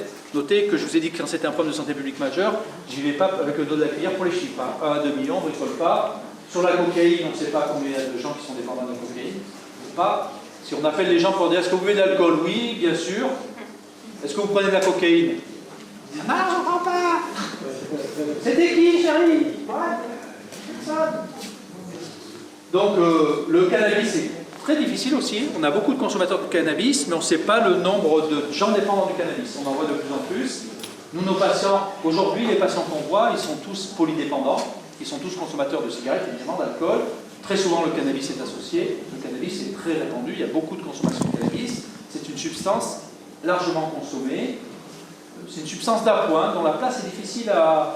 C'est difficile de faire de bien délimiter. On ne sait pas bien la place de cette substance encore parmi les consommations. C'est entre l'alcool et le tabac, parce que c'est fumé, comme le tabac. Le niveau de dépendance au cannabis, c'est à peu près identique que celui de l'alcool, c'est-à-dire qu'il y a des dépendances. Ça ne crée pas plus de dépendance que l'alcool, le cannabis, je ne crois pas. Ça en crée, évidemment, physique et psychique aussi. Mais beaucoup moins, là où on a beaucoup plus de difficultés, c'est avec la cocaïne, mais c'est difficile à dire. Et puis moi, je me place de mon point de vue, de soignant, qui voit que des patients dépendants. Donc je vois les gens qui prennent de la cocaïne et qui ne sont pas malades, ils ne viennent pas me voir en disant « Hey Bruce, je prends de la cocaïne, je vais très bien. » Personne ne vient me dire ça. Donc en fait, moi je vois des gens qui sont en difficulté avec cette substance. Ou alors parfois j'ai des patients, ils prennent de l'alcool, ils prennent du cannabis, ils me disent « Oh mais je prends de la cocaïne de temps en temps, mais j'ai pas de souci avec la cocaïne. » Pareil, oui, c'est pas toujours vrai. Alors les âges pivots, 15-17 ans, on fait beaucoup de travaux qui sont sous l'égide de Florence Morel qui est ici, des travaux chez les jeunes, sur la prévention des conduites addictives chez les jeunes, dans les collèges, dans les lycées, comment on prévient la consommation de substances. J'ai dit tout à l'heure que la poursuite de la consommation dépit des conséquences négatives, la peur de des conséquences négatives d'une consommation, ça a aidé peu les gens addicts à changer. Mais c'est pas que peu les gens addicts. Quand on fait peur aux gens avec des conséquences et aux substances, c'est bien d'informer les gens en leur disant si vous fumez du tabac, vous risquez d'avoir le cancer du poumon. C'est bien de le savoir, évidemment. Mais une fois qu'on a dit ça, c'est peu aidant, d'autant plus que les gens sont déjà consommateurs. C'est aidant si vous ne consommez pas. Si vous ne consommez pas un produit, que je vous dis, si vous prenez de la cocaïne, vous allez avoir des grandes oreilles bleues qui vont vous pousser, vous n'avez jamais pris de cocaïne. Bon, il y a un certain nombre d'entre vous qui allaient croire mais qui n'allaient pas prendre de cocaïne. Mais parce que vous êtes déjà convaincu qu'il ne faut pas en prendre. Si vous êtes déjà consommateur, vous allez me dire, qu'est-ce qu'il me raconte là? J'en ai déjà pris de la cocaïne et mon oreille n'est pas bleue. Elle est bleue, mon oreille non. Donc en fait, les consommateurs sont peu sensibles aux menaces perçues. Au fait qu'on leur dise, il va se passer des choses graves si vous consommez. Donc dans une cas, si vous arrivez, vous avez des minots dans un collège, et que vous leur dites, le cannabis, ça peut être dangereux, ceux qui ont déjà consommé, ceux qui sont déjà sensibilisés à l'idée qu'ils consommeront un jour, parce que qu'est-ce qui fait qu'un jeune se dit qu'un jour il consommera, dans ces contextes, eh bien, si vous le faites peur avec la consommation, vous avez peu de risques que ça marche. Pardon, donc il faut s'appuyer sur des techniques de prévention différentes. Essayer de faire comprendre les dangers sans essayer de faire peur. Mais en même temps, il faut aussi légaliser, il faut qu'il y ait des interdits, parce qu'une société fonctionne avec régulation. Et ce qui marche aujourd'hui dans les sociétés, a priori, vis-à-vis des substances, c'est la régulation. Pas l'interdiction, c'est pas la libéralisation complète, c'est la façon dont on diffuse des connaissances sur les substances, que les gens se font des idées, ils connaissent les dangers, et en connaissant les dangers, ils décident de ne pas la prendre, ou s'ils décident de la prendre, ils décident de... C'est le mot-clé de l'intervention de la technologie, de réduire les risques. C'est le mot-clé de notre pratique, qui est basé là-dessus. Le quotidien, moi, c'est comment je vais faire pour que la personne soit en face de moi, c'est réduire les risques qu'elle prend. Et pour réduire les risques qu'elle prend, c'est elle qui va décider de ce qu'elle veut. Et moi, je vais l'accompagner à réduire les risques. Moi, je ne décide pas à la place du patient. Si je décide, ça ne marche pas. Voilà, quand on décide à la place du patient, ça ne marche jamais. Donc, si vous êtes patient vous-même, votre docteur vous dit faites comme si, prenez le comme ça. Quand vous êtes bien élevé, vous êtes poli, vous allez dire oui. Puis après, vous allez faire un peu, beaucoup, en fonction. Voilà. Les jeunes, ils peuvent consommer aussi beaucoup d'alcool. On parle du cannabis, mais la piqûre express, le binge drinking, c'est une consommation massive d'alcool dans un temps réduit. Vous savez que les consommations d'alcool, alors je ne sais pas si on fait toujours les bases des conscrits, là. Les conscrits, c'est le moment où il y a des fortes consommations d'alcool, et le binge drinking, les consommations massives d'alcool, ça tue des gens, hein. Ça tue des jeunes, les consommations massives d'alcool, plus que les consommations de cocaïne. Ça tue des gens qui tombent dans les rivières, ça tue des gens qui se bagarrent, ça tue des jeunes qui ont des accidents de la route, il y a des viols, il y a des conduites, il y a des expériences sexuelles non consenties, enfin, je sais pas comment on peut dire, des viols, oui, avec des victimes qui sont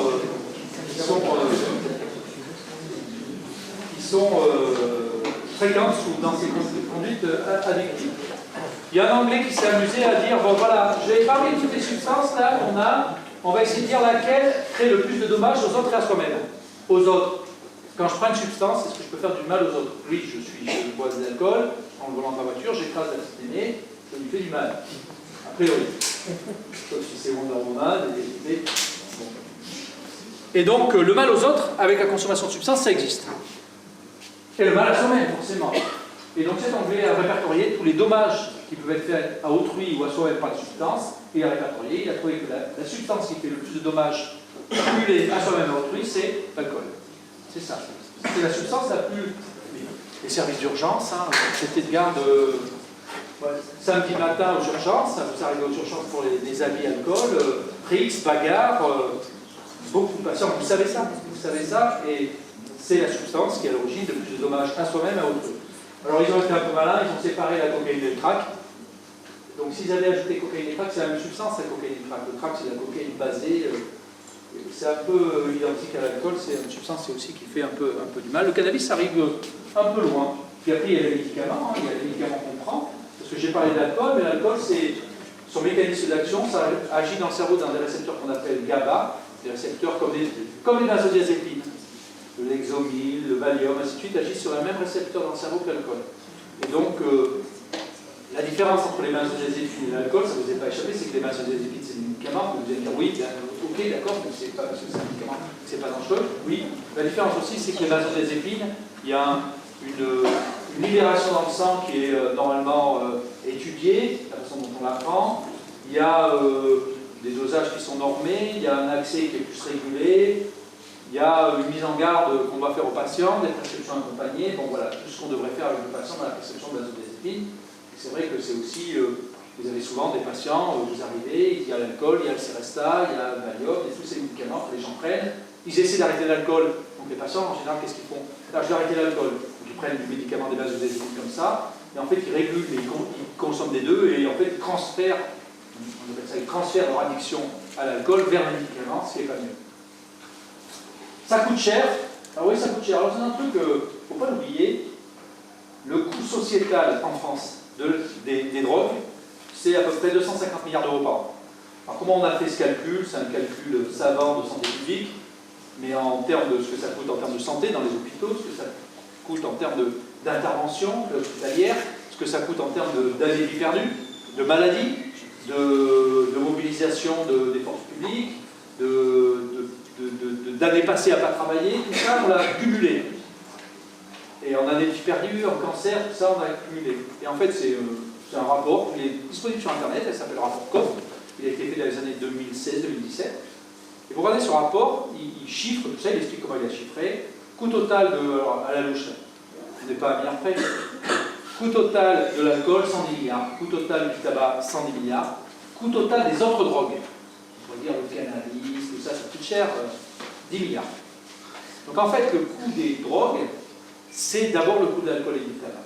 Alors évidemment, en coût humain, en temps passé, si on mobilise, si on comptait le temps passé dans les quartiers, par exemple, pour réguler les prises de cannabis, ça c'est compté là-dedans. Hein. Mais ce qui veut dire, c'est qu'il y a un coût lié aux maladies, un coût lié aux violences intrafamiliales. On parle souvent des violences intrafamiliales, elles sont aussi liées à l'alcool, des coûts liés aux souffrances des enfants, ainsi de suite, donc ça coûte cher. Alors les individus, bon, il faut initier le produit, répéter, installer, ça va passer. Il y a des gens, c'est pas parce qu'on consomme une substance qu'on devient dépendant. Quand on est dépendant de la substance, on peut devenir abstinent. C'est le sacro-saint, d'ailleurs, l'abstinence, le sacro-saint,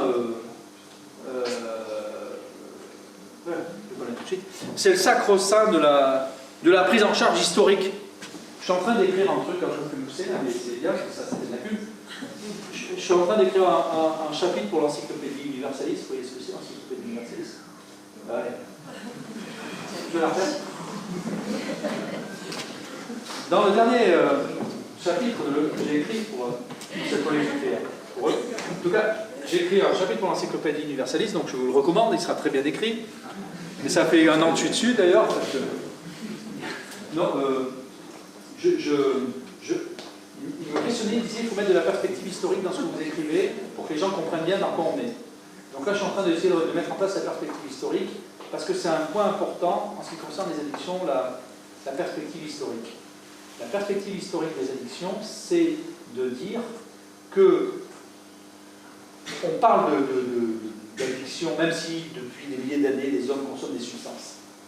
Depuis à peu près, je vous ai dit, le XVIIIe siècle, 1700 et quelques, Benjamin Rush aux États-Unis, l'idée des addictions, elle s'est faite en 3 temps. On a d'abord dit, c'est le produit qui fait que les gens sont malades. Donc si c'est le produit qui fait que les gens sont malades, on supprime le produit. On fait de la prohibition, on interdit, on a fait ça aux États-Unis, Eliot Ness, on supprime l'alcool, plus d'alcool, plus d'alcoolique. Sauf que Eliot Ness, plus d'alcool, ah si, un alcool frelaté, et toujours des gens avec l'alcool, d'ailleurs beaucoup plus de gens avec l'alcool. Donc là, la deuxième hypothèse, on a dit, ah non, mais attendez, ok, l'alcool, donc on va supprimer la drogue, mais supprimer la drogue, c'est pas suffisant. Il y a aussi des gens vulnérables. L'alcoolique est un vulnérable, c'est un faible. C'est celui qui ne boit pas comme les autres. C'est celui qui ne sait pas boire. Georges, il n'a pas su boire. Georges, vous voyez là, il n'est pas l'alcool. Le troisième mi-temps était minable. Donc, Georges, on va le prendre, on va le mettre dans des centres de cure désintoxication. Et donc, non seulement on va enlever le produit, mais on va protéger le bonhomme. Ouais. Sauf que le Georges en question, ben, ça aurait pu être Gérard, ça aurait pu être André, ça aurait pu être Thierry, ça aurait pu être Bernard, ça aurait pu être Catherine, ça aurait pu être Isabelle, ça aurait pu être Florence. Parce qu'au départ, c'est pas vrai, c'est pas celui qui tient le plus qui vient, c'est pas celui qui tient le moins qui devient alcoolique, c'est parfois celui qui tient le plus, c'est celui qui a un accident de vie à un moment donné, c'est celui qui, je ne sais pas pour quelle raison se met à plus boire, mais on ne sait pas pourquoi. Donc en fait, même si la chronique au départ, elle n'est pas écrite. Donc mettre les gens dans des centres en identifiant qu'il y a des gens faibles, non, c'est pas vrai, c'est pas une faiblesse, c'est beaucoup plus complexe que ça. Donc on a mis les gens dans les centres, on a dit, ben, il suffit de les désintoxiquer. D'ailleurs, pour la colique du crack, je l'ai dit tout à l'heure, il y a des gens qui ont dit, les toxicomanes, c'est simple. Pour bien les soigner, on va les mettre dans des centres spécialisés, et on va les désintoxiquer. Donc on va enlever la drogue, ils seront désintoxiqués. On va les passer dans une machine à laver, ils seront plus malades. Ben, non, c'est pas comme ça que ça marche. On a essayé aux États-Unis. Aux États-Unis, on a fait ça. Il y avait des grands centres où on mettait les gens. En France aussi, on le fait. On met les gens dans des centres, ils arrêtent pour pas qu'ils boivent, pour mettre à distance le produit. Les gens sont motivés, ça marche, bon, ils essaient, on leur donne des médicaments, ils arrêtent les médicaments, ils arrêtent le produit, ils arrêtent les médicaments, et puis ils sortent.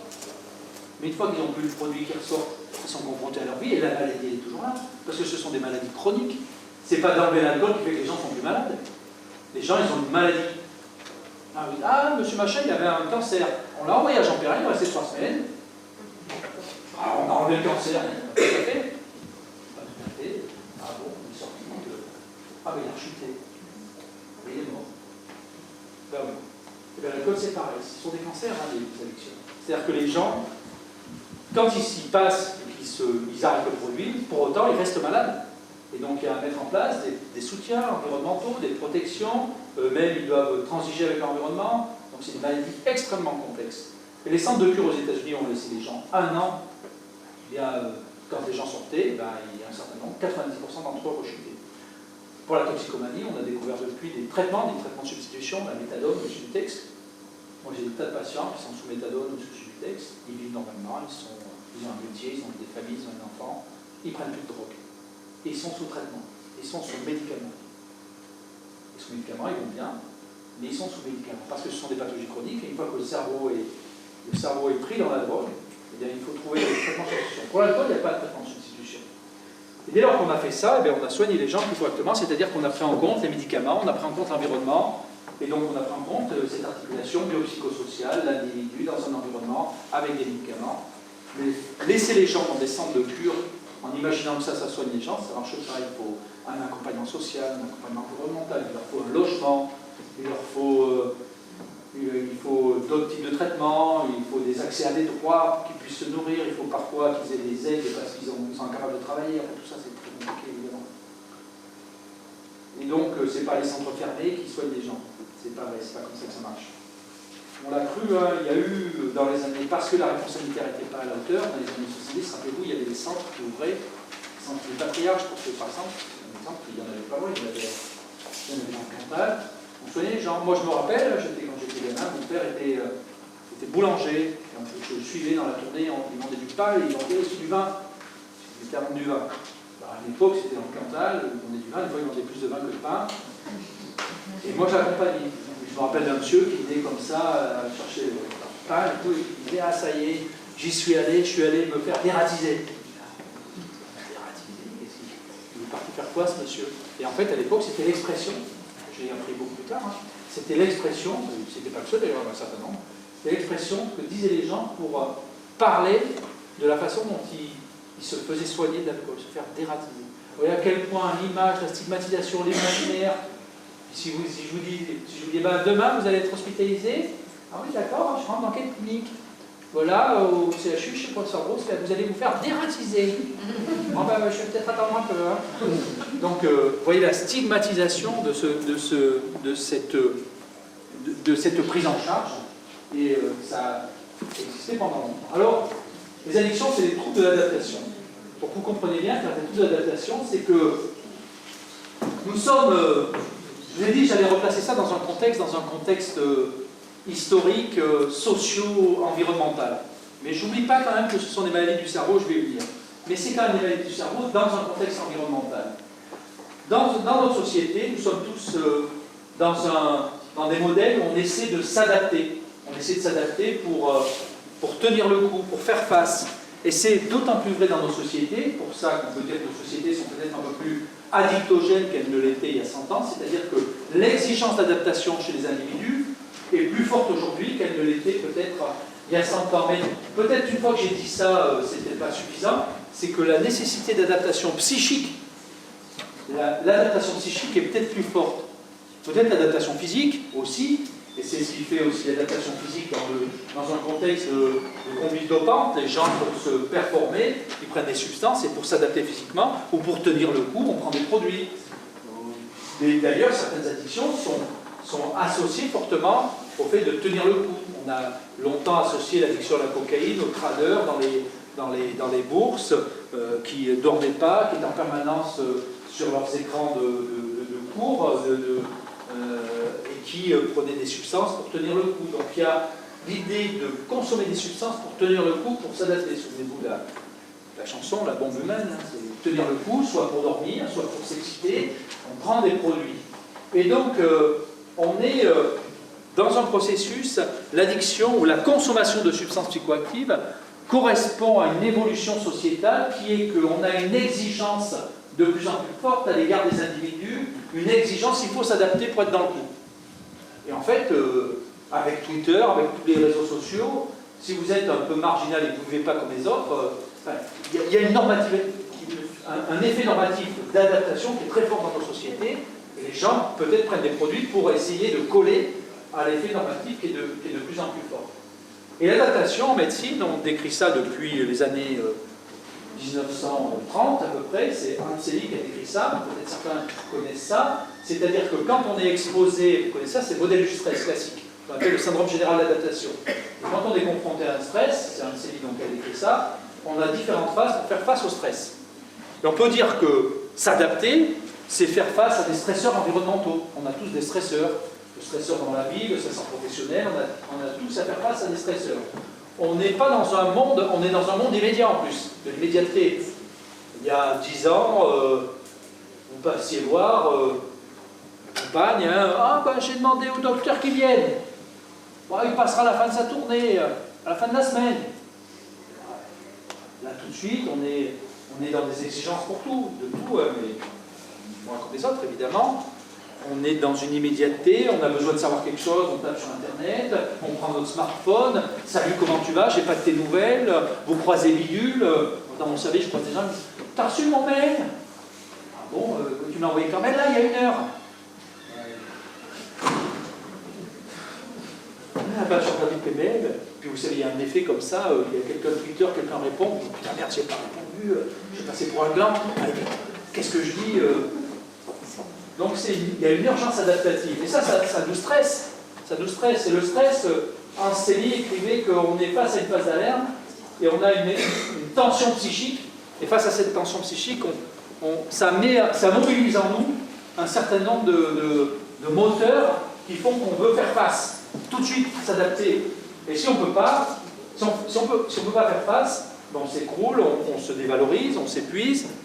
La tentative de faire face, alors ça peut durer, vous avez un gros pépin, vous essayez de combattre, parfois vous en sortez, parfois vous n'y arrivez pas parce que vous épuisez. Et les gens, dans la phase de résistance, ils combattent. Pour combattre, je fais face à un événement de vie, je me bats, parfois ils s'épuisent d'ailleurs les gens. Ils essaient de faire face à un truc, on a des gens qui sont au travail, le burn-out au travail c'est ça, les gens ils essaient de faire face, et puis ils n'y arrivent plus, il y a de l'épuisement. Et pour faire face à l'épuisement, des fois dans l'épuisement conduit à quoi? Les gens quand ils s'épuisent, il y a des maladies somatiques, ils déclenchent des cancers, des diabètes, des choses comme ça, des dépressions, le burn-out par exemple, ou des gens prennent des substances. Pour tenir le coup, je vais boire un coup, ça me permet de répondre à mes mails.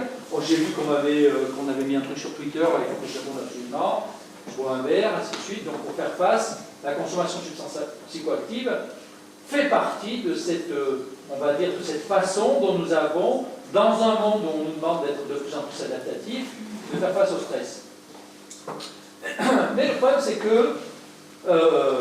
c'est que, face au stresseur, il y a un truc qui n'a pas fondamentalement bougé. Vous avez peut-être appris ça dans vos études de biologie, c'est que quand on est confronté à un stresseur, eh bien on a la mise en route de l'axe hypothalamo-hypophysaire cortico-surrénalien. C'est-à-dire que j'ai un stress, je sécrète de l'adrénaline, de la noradrénaline, du cortisol. Et à quoi sert le cortisol, la noradrénaline, ainsi de suite? Alors vous, ça peut être utile dans des situations vous avez une alarme qui se déclenche, il faut intervenir, un peu d'adrénaline, on sécrète de l'adrénaline. Qu'est-ce que ça fait d'adrénaline? Ça tend les muscles, ça fait sortir le glucose, hop, on est à fond, on part et on va sur un point d'intervention et on est réactif. Donc le stress, il est bénéfique parce qu'il nous permet par la voie de ces sécrétions de substances psychoactives, dans un événement professionnel aigu, dans un événement sportif, il nous permet d'être mobilisé. Et ça, c'est le mécanisme physiologique qui date de nos ancêtres, les Cro-Magnons, ou je ne sais plus lesquels, les Homo sapiens, enfin bref, tout dépend de la branche à laquelle on se réfère. Et bien ça, c'est la façon dont notre organisme répond. Donc c'est utile pour la lutte, on va dire qu'on va supposer qu'on est tous adaptatifs dans la lutte, mais ça peut être aussi utile pour la fuite. Je prends mes jambes à mon cou, je me barre, et comme ça je me sauve. Et ça peut être évidemment aussi utile. Mais la question que se pose, c'est les sécrétions noradrénergiques répétées face à des situations de stress, à quoi ça vous sert? Vous voyez sur Twitter quelqu'un qui a tweeté un truc auquel vous devez répondre, vous sécrétez de la noradrénaline, c'est pas très efficace, à part d'appuyer plus fort sur votre clavier ou répondre au mail plus vite.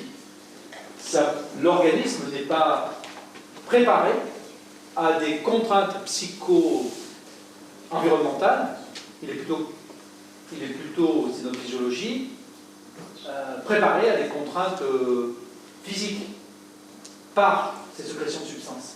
Donc en fait, on se retrouve face à un organisme qui sécrète des substances qui sont utiles pour l'adaptation face à des stresseurs environnementaux plutôt physiques, mais peu efficaces, et d'immédiateté, ça peut être utile évidemment toujours, mais peu efficaces face aux stresseurs environnementaux du monde moderne qui nous impose des cadences du point de vue de l'accomplissement d'un certain nombre de choses dans l'interaction socio-environnementale, dans l'interaction à l'autre et dans la relation. En fait, on est à un niveau d'exigence relationnelle les uns aux autres qui s'élève, niveau d'urgence relationnelle, niveau de réponse relationnelle, qui fait qu'on n'a pas forcément les armes pour faire face à cette... et regardez le flot d'informations. J'ai parlé des gens, les écrans, les informations, on vous parle de ça, une actualité en chasse une autre, et puis vous ne pouvez pas vous poser et vous dire oh, ouais. Franchement qu'il y a des matchs de rugby, il n'y a pas. Ouais, non, quelle perte! Heureusement qu'il y a des moments où on pourrait se poser et couper et se mettre à distance, mais on ne le fait pas forcément, et donc notre cerveau il est surstimulé. Et comme il est surstimulé, eh bien, il essaie de se protéger. Et comment il se protège? Eh bien, peut-être qu'il fait face en prenant des produits pour tenir le coup. Alors je prends des produits, des drogues pour améliorer mes interactions sociales. Ah, je suis crevé ce soir. Ah mais t'attends, tu te rappelles chérie, on y va. Allez, donc on prend des produits pour aller danser, on prend des produits pour être évidemment plus performant. J'ai remarqué, hein, il picole le max, James, ça. Il le reconnaît lui, mais d'ailleurs il y a tous les ans dans le Lancet, il y a une grande revue prestigieuse nord-américaine, enfin anglaise, pardon, mais une grande revue prestigieuse pardon, de médecine anglo-saxonne, je vais y arriver, de médecine, et ils avaient fait une étude sur le risque de cirrhose de James Bond, eu égard à toute la consommation d'alcool qu'il y a. James Bond, il serait cirrhotique, hein, en vrai, dans la vraie vie. Pour aussi la caféine, c'est aussi une façon qu'on a de répondre à nos stress. Améliorer l'interactivité, la douleur aussi évidemment. Et puis, les substances psychoactives que nous prenons. Et là, ça intéresse aussi les conduites dopantes. Pourquoi on prend des substances psychoactives? Parce qu'elles augmentent la durée d'un état mental. Elles maintiennent l'état mental dans lequel nous sommes et la réponse que nous donnons. L'alcool, par exemple, elle maintient un peu un état mental dans lequel on peut être. Et les substances psychoactives aussi également permettent de passer d'un état mental à l'autre. Je m'explique. Vous êtes l'individu décide d'aller en boîte de nuit. Pour aller son objectif, aller en boîte de nuit, c'est faire une rencontre. Et on va dire, et plus si affinité. Donc il faut créer l'affinité. Je vais en boîte de nuit, je prends une substance pour créer la rencontre. Donc je prends de l'alcool, je me désinhibe, je parle, je raconte, je danse bien, je bois, machin. Ah, je fatigue un peu. On me propose un peu de cocaïne. Je reprends de la cocaïne et là je suis encore plus performant ou autre chose. Et là je fais une rencontre affective. On va le faire comme ça. Et là, pour être performant, je reprends des produits.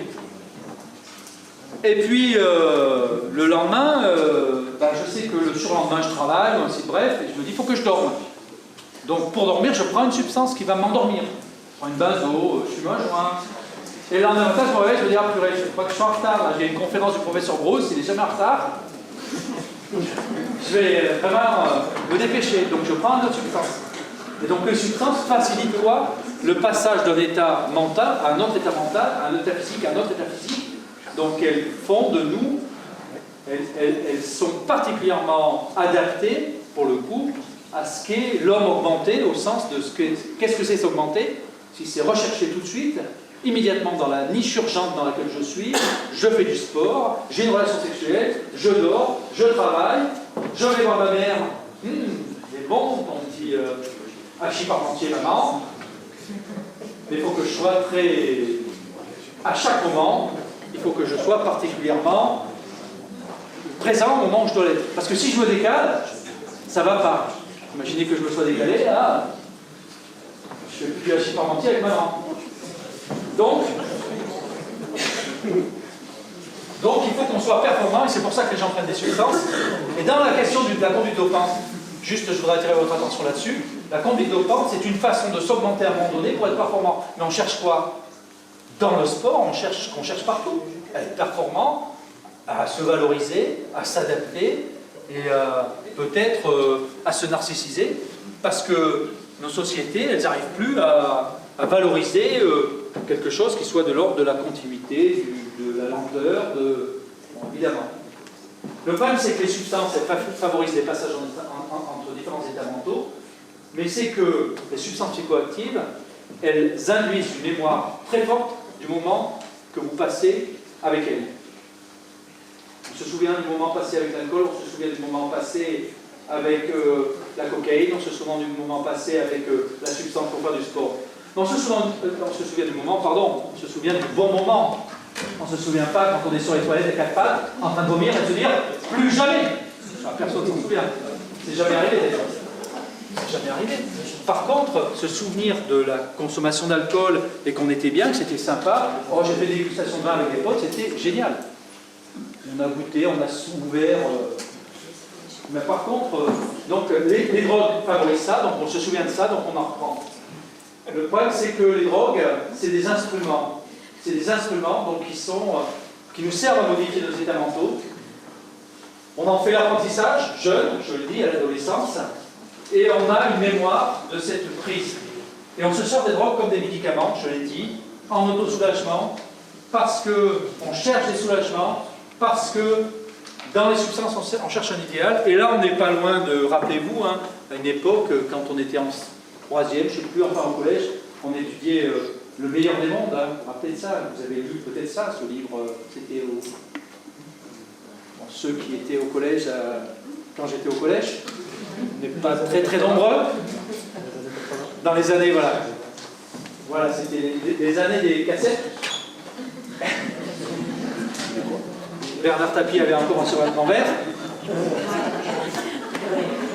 Et on lisait ça. Qu'est-ce qu'on disait dans ce livre Le meilleur des mondes? On disait qu'aux gens, on donnait la petite pilule pour être performant, la petite pilule pour aller bien. Et on se disait, mais c'est pas possible que ça existe une société comme ça. Et effectivement, on constaterait, il n'y a aucun gouvernement, aucun État qui favorise ça. Hein. C'est juste ce vers quoi on tend, et peut-être qu'on doit prendre du recul par rapport à ça. Donc ce sont des régulateurs sociaux. Donc l'installation d'addiction, on va laisser juste que nos patients y passent de j'aime quelque chose, c'est bon, j'en prends, à j'en veux parce que c'était bon, à je ne peux pas m'en passer. Et nos patients, c'est ça. On est, pour un certain nombre d'entre nous, je vous dis comment on consomme, à j'aime bien. Des fois, on en veut, et nos patients, ils ne peuvent plus s'en passer. La maladie, c'est les gènes des gens.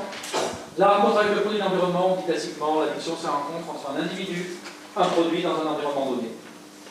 Évidemment, je l'ai dit tout à l'heure, pour vous rappeler, dans les premières logiques, on s'est dit, puisque c'est la rencontre entre un individu, un produit et un environnement, on va supprimer le produit. S'il n'y a plus de produit, c'est Nixon qui dit, c'est la guerre à la drogue. Les années 70, présent, les États-Unis, on fait la guerre, on éradique, plus de drogue, on supprime la drogue. Elliot Ness, la prohibition. La prohibition, ça ne marche pas, aucune société n'a pu se mettre à distance des drogues parce que les drogues sont consubstantielles à l'existence des individus de par le fait que nous-mêmes nous sécrétons nos propres drogues. Nous sécrétons des endorphines. Les drogues font partie de ce que nous sommes et donc nous avons, plus ou moins, elles ont un rapport aussi soignant, la morphine nous soulage, on a des souffrances, elles sont différentes aujourd'hui qu'elles étaient il y a 100 ans. Je dis, peut-être quelqu'un pourrait me dire, mais vous dites là, on essaie de s'adapter, mais les mineurs lillois du Nord, mais aussi il y avait des mineurs dans le Cantal et dans le Puy-de-Dôme aussi. Et, quand ils descendaient au fond de la mine et qu'ils buvaient 6 litres de rouge pour tenir le coup dans le fond de la mine, c'était bien aussi l'adaptation. Et c'est vrai qu'elle était plus physique que psychique, mais elle existait cette adaptation. En tout cas, la société sans drogue n'existe plus, donc pour lutter contre les addictions, pour lutter contre ces phénomènes-là, il faut penser autrement que la prohibition. Je n'ai pas dit qu'il fallait laisser libre cours à toutes les substances, il faut penser au modèle de régulation. Et il y a une déclaration, la déclaration de Vienne, de l'OMS, l'Organisation mondiale de la santé, associée à l'ONU, sur comment faire pour justement réguler les usages de substances à travers le monde et leur accès. Les individus, des gènes, on a longtemps pensé qu'il y avait des gens qui étaient plus susceptibles que d'autres de devenir addicts, mais en fait, ça a été un grand espoir des années 2000 aux États-Unis, des années 2010. Ce monsieur-là, Thomas Insel, est un grand patron des grands instituts de recherche aux États-Unis. Les Américains ont mis des milliards de dollars dans la recherche sur la génétique des addictions et d'une façon générale la génétique des pathologies mentales.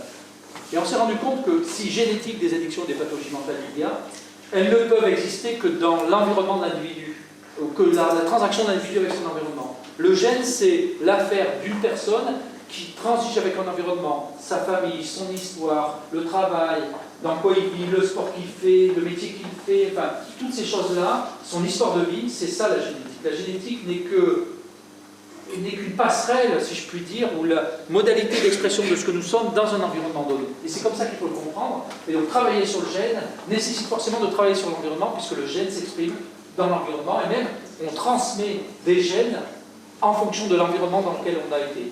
C'est-à-dire que les gènes transmis sont différents en fonction de l'environnement dans lequel on vit, pour des jumeaux qui vivent dans des environnements différents. Donc, justement, on a été plus loin que la génétique, donc on a été maintenant sur l'environnement. Et l'environnement, c'est essayer de modifier les environnements des gens pour faire en sorte qu'ils soient moins exposés, qu'ils soient plus protégés, ou qu'ils soient plus accompagnés, ou s'ils sont exposés, qu'ils aient plus de capacité à réfléchir sur les expositions. Alors je vais laisser tomber ça, c'est un peu, j'ai pas trop le temps, interaction gène-environnement, les mécanismes.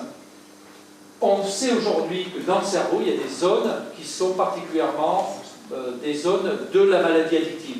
Ces zones, elles sont là. Il y a le cortex préfrontal dans l'arrière du cerveau, c'est ce qu'on appelle le BOS. C'est la partie du cerveau qui nous permet à prendre des décisions, à planifier des choses, à dire je vais faire comme ci, comme ça, je vais aller dans telle direction, je vais choisir tel type de voiture, je vais voter quel type de candidat, je vais, pour ma vie, choisir telle ou telle chose, je vais apprécier tel livre.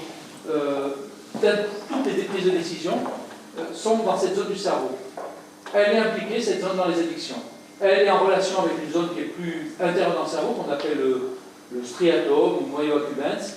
Et on a découvert aujourd'hui que la zone du noyau accumbens ou striatum était une zone qui était dysfonctionnelle chez les gens, enfin qui fonctionnait mal chez les gens qui avaient des maladies addictives. Cette zone-là, à l'intérieur du cerveau, se met à mal fonctionner, à être hyperactive à la vue d'un produit. Et comme elle devient hyperactive, elle donne de l'ordre au cerveau qui normalement décide. Et chez les patients souffrant d'addiction, qu'est-ce qui se passe? Eh bien, la zone du cerveau qui est tout à fait interne, lorsqu'ils sont exposés au produit, ou à des émotions, ou à des choses qui rappellent le produit, ou à des choses qui ont pu être résolues avec le produit, ou quelque chose qui a à voir avec le produit, mais qui est, plus la personne est malade, plus on s'éloigne de la chose qui a à voir avec le produit, mais ça revient vers le produit, ça ramène les gens vers le produit, cette zone-là hyperactive. Donc, lorsque l'individu voit le produit, voit quelque chose qui le rappelle, voit je me dispute avec ma femme, mais je sais que quand je me dispute, ça me met mal et il faut que je boive. Donc, ainsi de suite, cette zone hyperactive et donne des ordres au cortex préfrontal qui, normalement, lui, devrait donner des ordres. C'est-à-dire que le cerveau qui donne des ordres chez le patient addict, il est soumis à la loi du cerveau plus interne qu'on appelle le striatum, qui est lui-même hyperactif lorsqu'il est confronté à des choses qu'on va voir avec historiquement l'apprentissage de la prise de produit. Apprentissage qui s'est fait par soulagement, par la recherche de plaisir moins, mais par soulagement, par les conflits, par l'envie de prendre le produit. Et en fait, la substance qui serait un peu impliquée là-dedans, ça serait la dopamine. C'est un neurotransmetteur qui est impliqué là-dedans.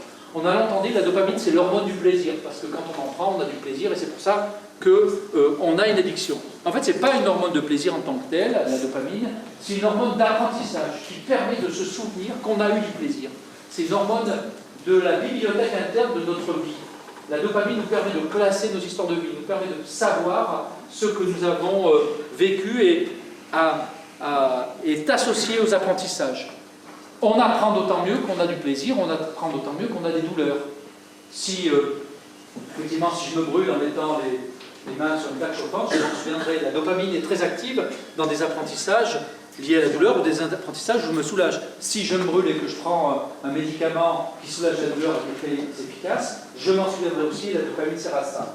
La dopamine est donc cette substance qui permet de mémoriser des processus, et non seulement de mémoriser et d'apprendre des processus, mais aussi elle emprunte ou elle favorise l'émergence de circuits qui vont favoriser, lorsque la question qui a été posée, ou lorsque la douleur, lorsque ce que nous avons appris, la difficulté à laquelle nous avons été confrontés et que nous avons appris à surmonter se représente, eh bien la dopamine favorise l'émergence plus rapide de la réponse la plus qu'elle a considérée, que notre cerveau a considérée comme la plus efficace.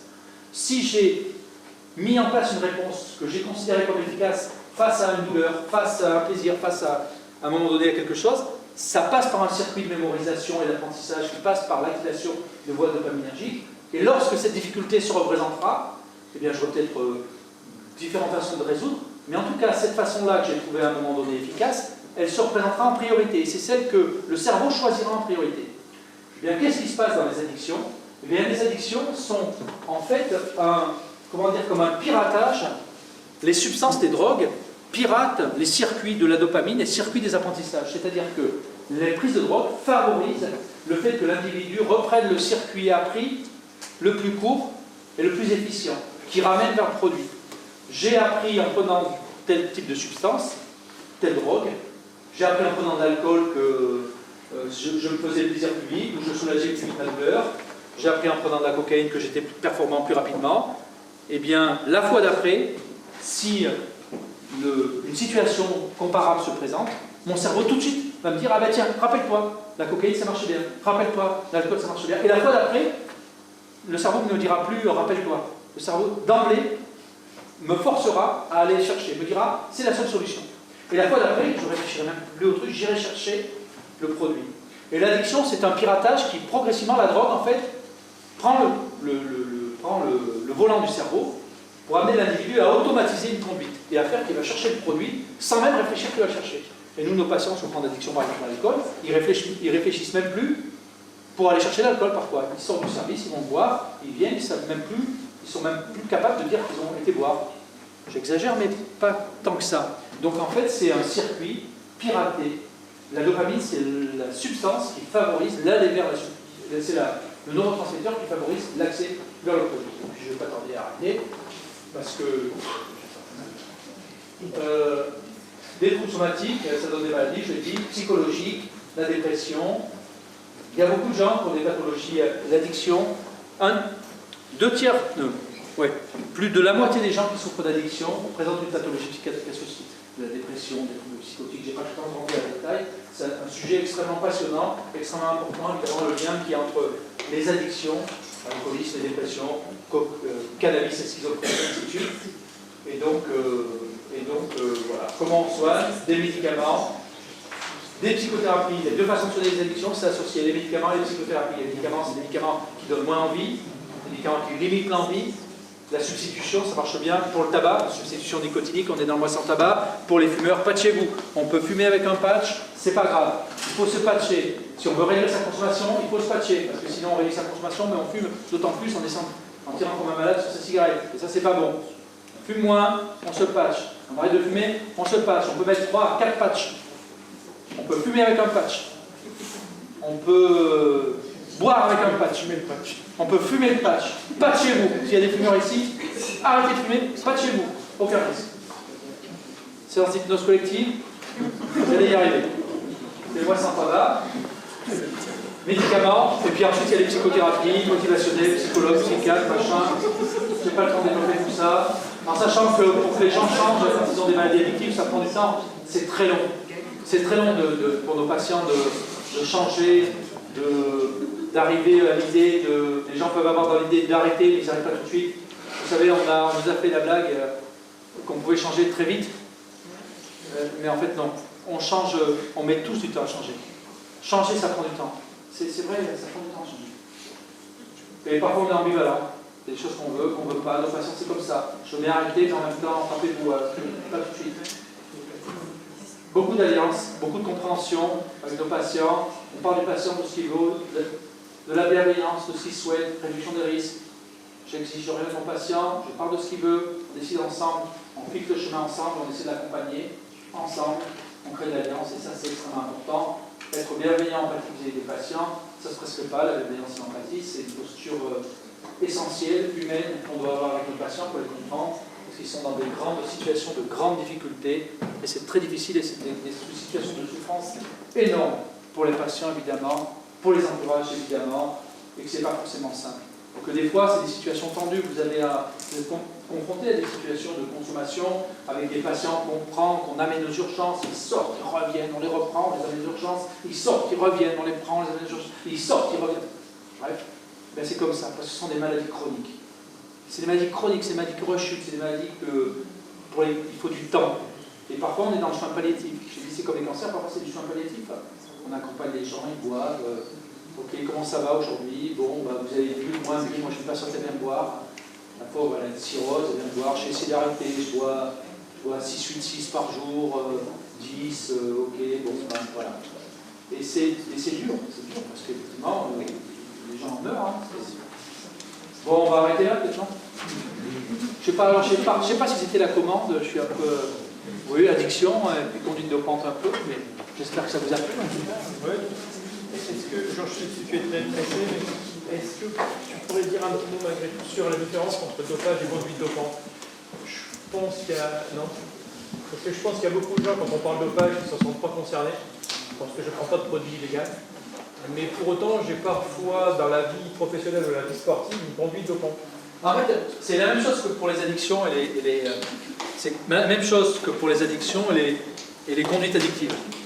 La conduite, c'est tout ce qui fait qu'on a un rapport avec soi-même, avec une substance, qui fait qu'on est dans une dimension de prise de risque, une dimension de chercher de soulagement, de s'augmenter avec un produit qui peut nous amener à nous transformer, qui peut nous amener à nous soulager, qui peut nous amener à avoir du plaisir, sans qu'on soit, en ayant toujours l'idée, ce qui n'est pas tout le temps vrai, qu'on maîtrise et qu'on peut arrêter quand on veut, et qu'on ne se met pas dans le rouge, en gros. Le problème, c'est que, où est le curseur? C'est la difficulté, et la question de l'addiction, c'est la même chose, c'est comment on s'évalue, comment on s'auto-évalue, comment on peut savoir de soi-même qu'on est dans le rouge. Tout en sachant que plus on est dans le rouge, moins on se voit dans le rouge. Ça, c'est un point important, c'est-à-dire que plus... c'est toute la même chose. Je fais le parallélisme, c'est bien ici entre les conduites dopantes et les conduites addictives. C'est que quand les gens, par exemple, il faut toujours s'interroger sur ces conduites de consommation ou de prise de substance, que ce soit pour être plus performant ou que ce soit pour aviser le plaisir ou le soulagement. Les seules personnes à me dire « moi j'arrête quand je veux », sont les gens qui sont malades de l'alcool. Les gens qui ne sont pas malades de l'alcool, s'ils sont un peu regardants sur leur consommation, ils ne disent pas « moi j'arrête quand je veux ». Ils disent « je bois, j'arrête, oui, quand je veux, je vais essayer, je peux essayer, quand je veux ». Quand je veux, ça induit une idée de toute puissance. Et on n'est pas tout puissant vis-à-vis des produits. On est tout puissant vis-à-vis d'aucun des produits.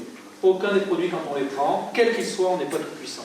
Parce qu'en fait, on induit, je l'ai dit, un rapport du corps à un produit qui est un rapport où le produit vient modifier le corps. Et quand le produit vient modifier le corps, je dis souvent, c'est comme CTLM. Je suis désolé, il y en a qui travaillent dans les banques.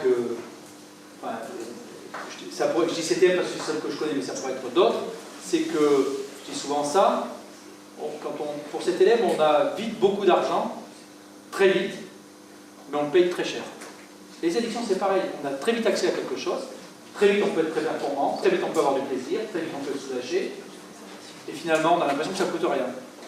Mais ça coûte très cher. Et plus effectivement, plus on prend, plus on s'endette, plus c'est compliqué. Mais toute conduite dopante, on doit réfléchir sur toutes ces conduites. Si demain je prends une cigarette, demain je prends un verre d'alcool, demain je fume un joint, et la barrière elle n'est pas c'est illicite, c'est pas licite, illicite, la question elle n'est pas là. La question elle est qu'est-ce que je fais pour mon corps, qu'est-ce que je prends, et qu'est-ce que je fais de ce rapport à cette substance quand je la prends. Et est-ce que j'ai la maîtrise, et quel risque je prends, et est-ce que je peux réduire les risques. Moi je suis d'une façon générale assez libre pour que les individus prennent ce qu'ils veulent. Personnellement, moi je suis mes patients, et puis heureusement que je fais comme ça, parce que mes patients ils font comme ils veulent de toute façon. Heureusement que je fais ça, je pense. Donc les gens, c'est pas la question, ils prennent ce qu'ils veulent. Donc la question c'est comment, quel rapport ils ont avec leur substance, c'est comment ils réduisent les risques et comment ils s'interrogent sur leur consommation. Et c'est là où c'est particulièrement difficile, c'est chez les jeunes, dans la prévention. Comment on va dire à un jeune, tu boiras jamais d'alcool, tu ne prendras jamais de cigarette, tu ne fumeras jamais un joint, c'est incantatoire. Et sur les... Donc c'est là qu'il est important de ne pas minimiser les risques. Donc quand j'ai dit que la peur du danger, il ne faut pas faire peur aux gens, mais il faut les informer sur les risques. Et l'information sur le risque est d'autant moins performante que les gens sont dans la conduite. Plus les gens sont dans la conduite, si quelqu'un se dope et qu'il prend plein de produits, l'informer sur le risque, c'est moins performant, mais c'est utile parce que ça l'informe et ça fera toujours son chemin, mais c'est moins performant que quelqu'un qui ne prend rien, qui va dire si vous prenez ça et ça et ça, vous avez tel et tel type de risque. Parce que la personne qui ne prend pas, elle va être tout plus à distance. La personne qui prend, plus elle prend, plus elle va se dire oui, mais moi je sais, elle va avoir l'impression d'avoir une connaissance, elle va avoir un rapport. Donc là, c'est à la fois l'informer sur la conduite, mais à s'interroger soi-même, partir de soi et savoir qu'est-ce qu'on fait, qu'est-ce qu'on cherche aussi. Et dans une conduite dopante, c'est aussi ça, comme une conduite addictive, c'est qu'est-ce qu'on cherche, qu'est-ce qu'on veut, c'est quoi le but, qu'est-ce qu'on cherche à atteindre.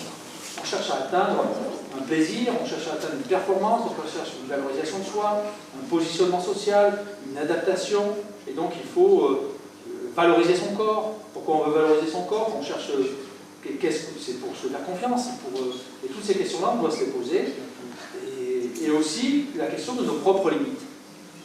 Mais nos propres limites, je pense qu'on les comprend en vieillissant, nos propres limites, parce que nos corps nous les rappellent.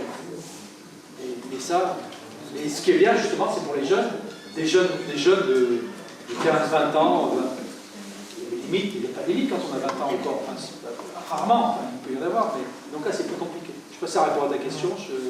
Et pour finir, je Oui. suis très pressé, donc Non, mais j'en prie, je dois être 18h30 sur le parking, 16h30 sur le parking d'IKEA. C'est loin IKEA ici? Non. Je ne vais pas monter à l'heure. Non, est-ce que ça fera le lien avec le milieu chez nous, et par rapport à tout ce qui est à la mode et qu'on essaye de voir avec une jeune étudiante en ce moment sur le syndrome vicariant? Oui. Est-ce qu'il y a des choses qui sortent là-dessus, justement, entre les gens qui ont été mal pris en charge des psychotraumas et qui finalement, avec lequel on peut faire le lien sur ton intervention d'aujourd'hui, sur les addictions? Est-ce qu'il y a des choses là-dessus qui ont été publiées? Je pense qu'il faut rester assez humble. Sur le trauma, on fait mieux qu'on faisait avant. Donc on fait... c'est compliqué le trauma, parce qu'en fait c'est des ressorts multiples dans la prise en charge du trauma. Parce que ce qu'on a appris, déjà, si on connaît ses propres limites, mais tout en étant aidant pour les personnes. C'est un peu la même chose que ce que tu m'as appris sur le secours physique. Car pendant longtemps, on a dit un massage, faites rien, parce que si vous faites, vous allez... tu m'as appris que, si, il vaut mieux faire quelque chose qu'un faire. Donc, il vaut mieux faire quelque chose qu'un faire. Voir les gens, leur apporter un peu une couverture, et puis il y a des techniques qui se développent. C'est les Israéliens qui développent des techniques. On n'est pas encore tout à fait au clair là-dessus et pas tout à fait tous d'accord là-dessus. Sur des techniques immédiates, sur la prise en charge immédiate des traumatismes psychiques, peut-être on aura l'occasion d'en parler. 6C, qui sont des techniques de diffusing immédiat sur le soulagement. Et tout le monde n'est pas d'accord, on ne sait pas ce qu'il faut faire. Mais pour l'instant, ce qu'on peut faire, c'est être proche de l'individu, lui parler, permettre une reprise de contact avec la réalité, en l'entourant et en étant dans une dimension d'accompagnement bienveillante. Et si on fait ça, déjà, on est bien accompagnant. Et puis ensuite, il y a la possibilité de faire un débriefing, ou en tout cas une intervention psychothérapie post-immédiate dans les 48-72 heures pour discuter d'événements, sans forcer les gens, les laissant parler. Je pense que ce qui est vicariant, enfin ce qui fait que les gens prennent des substances, c'est pas l'intervention qu'on donne. C'est le trauma lui-même. Oui, clairement. Et justement, est-ce qu'il y a un lien? Alors, en fait, pour éclaircir un peu, il y a une vingtaine d'années, une quinzaine d'années, vous savez comment se traitait le psychotrauma? C'était dans la remise au cul du camion, et on se prenait un peu de Ricard, etc. Et c'était très performant à l'époque. Ça a du coup très peu court. Il y a sûrement d'autres méthodes qui sont arrivées, mais justement, est-ce qu'on arrive à suivre un petit peu ça et savoir où on en est entre le psychotrauma qui n'est pas pris en charge, qui nous a échappé, et au final qui peut se transformer tout doucement vers des situations, j'en ai quelques-unes en tête comme ça, de cas que moi j'ai suivis ici, mais qui se transforment progressivement dans le milieu d'addiction. C'est-à-dire que ce qui est important, c'est de faire du lien psychosocial, du lien du soutien hiérarchique, du soutien sanitaire, du soutien si on fait ça, ce qui se faisait il y a 20 ans au cul du camion, c'était une forme de soutien. Après, avec des risques qui étaient liés aux consommations, et que ça pouvait ne pas être efficient, et que parfois il y avait des gens qui passaient à travers les mailles, parce qu'ils disaient comme tout le monde, mais ils n'étaient pas comme tout le monde, ils étaient très impactés. Donc cela, il faut savoir les repérer, et leur donner un lieu de parole.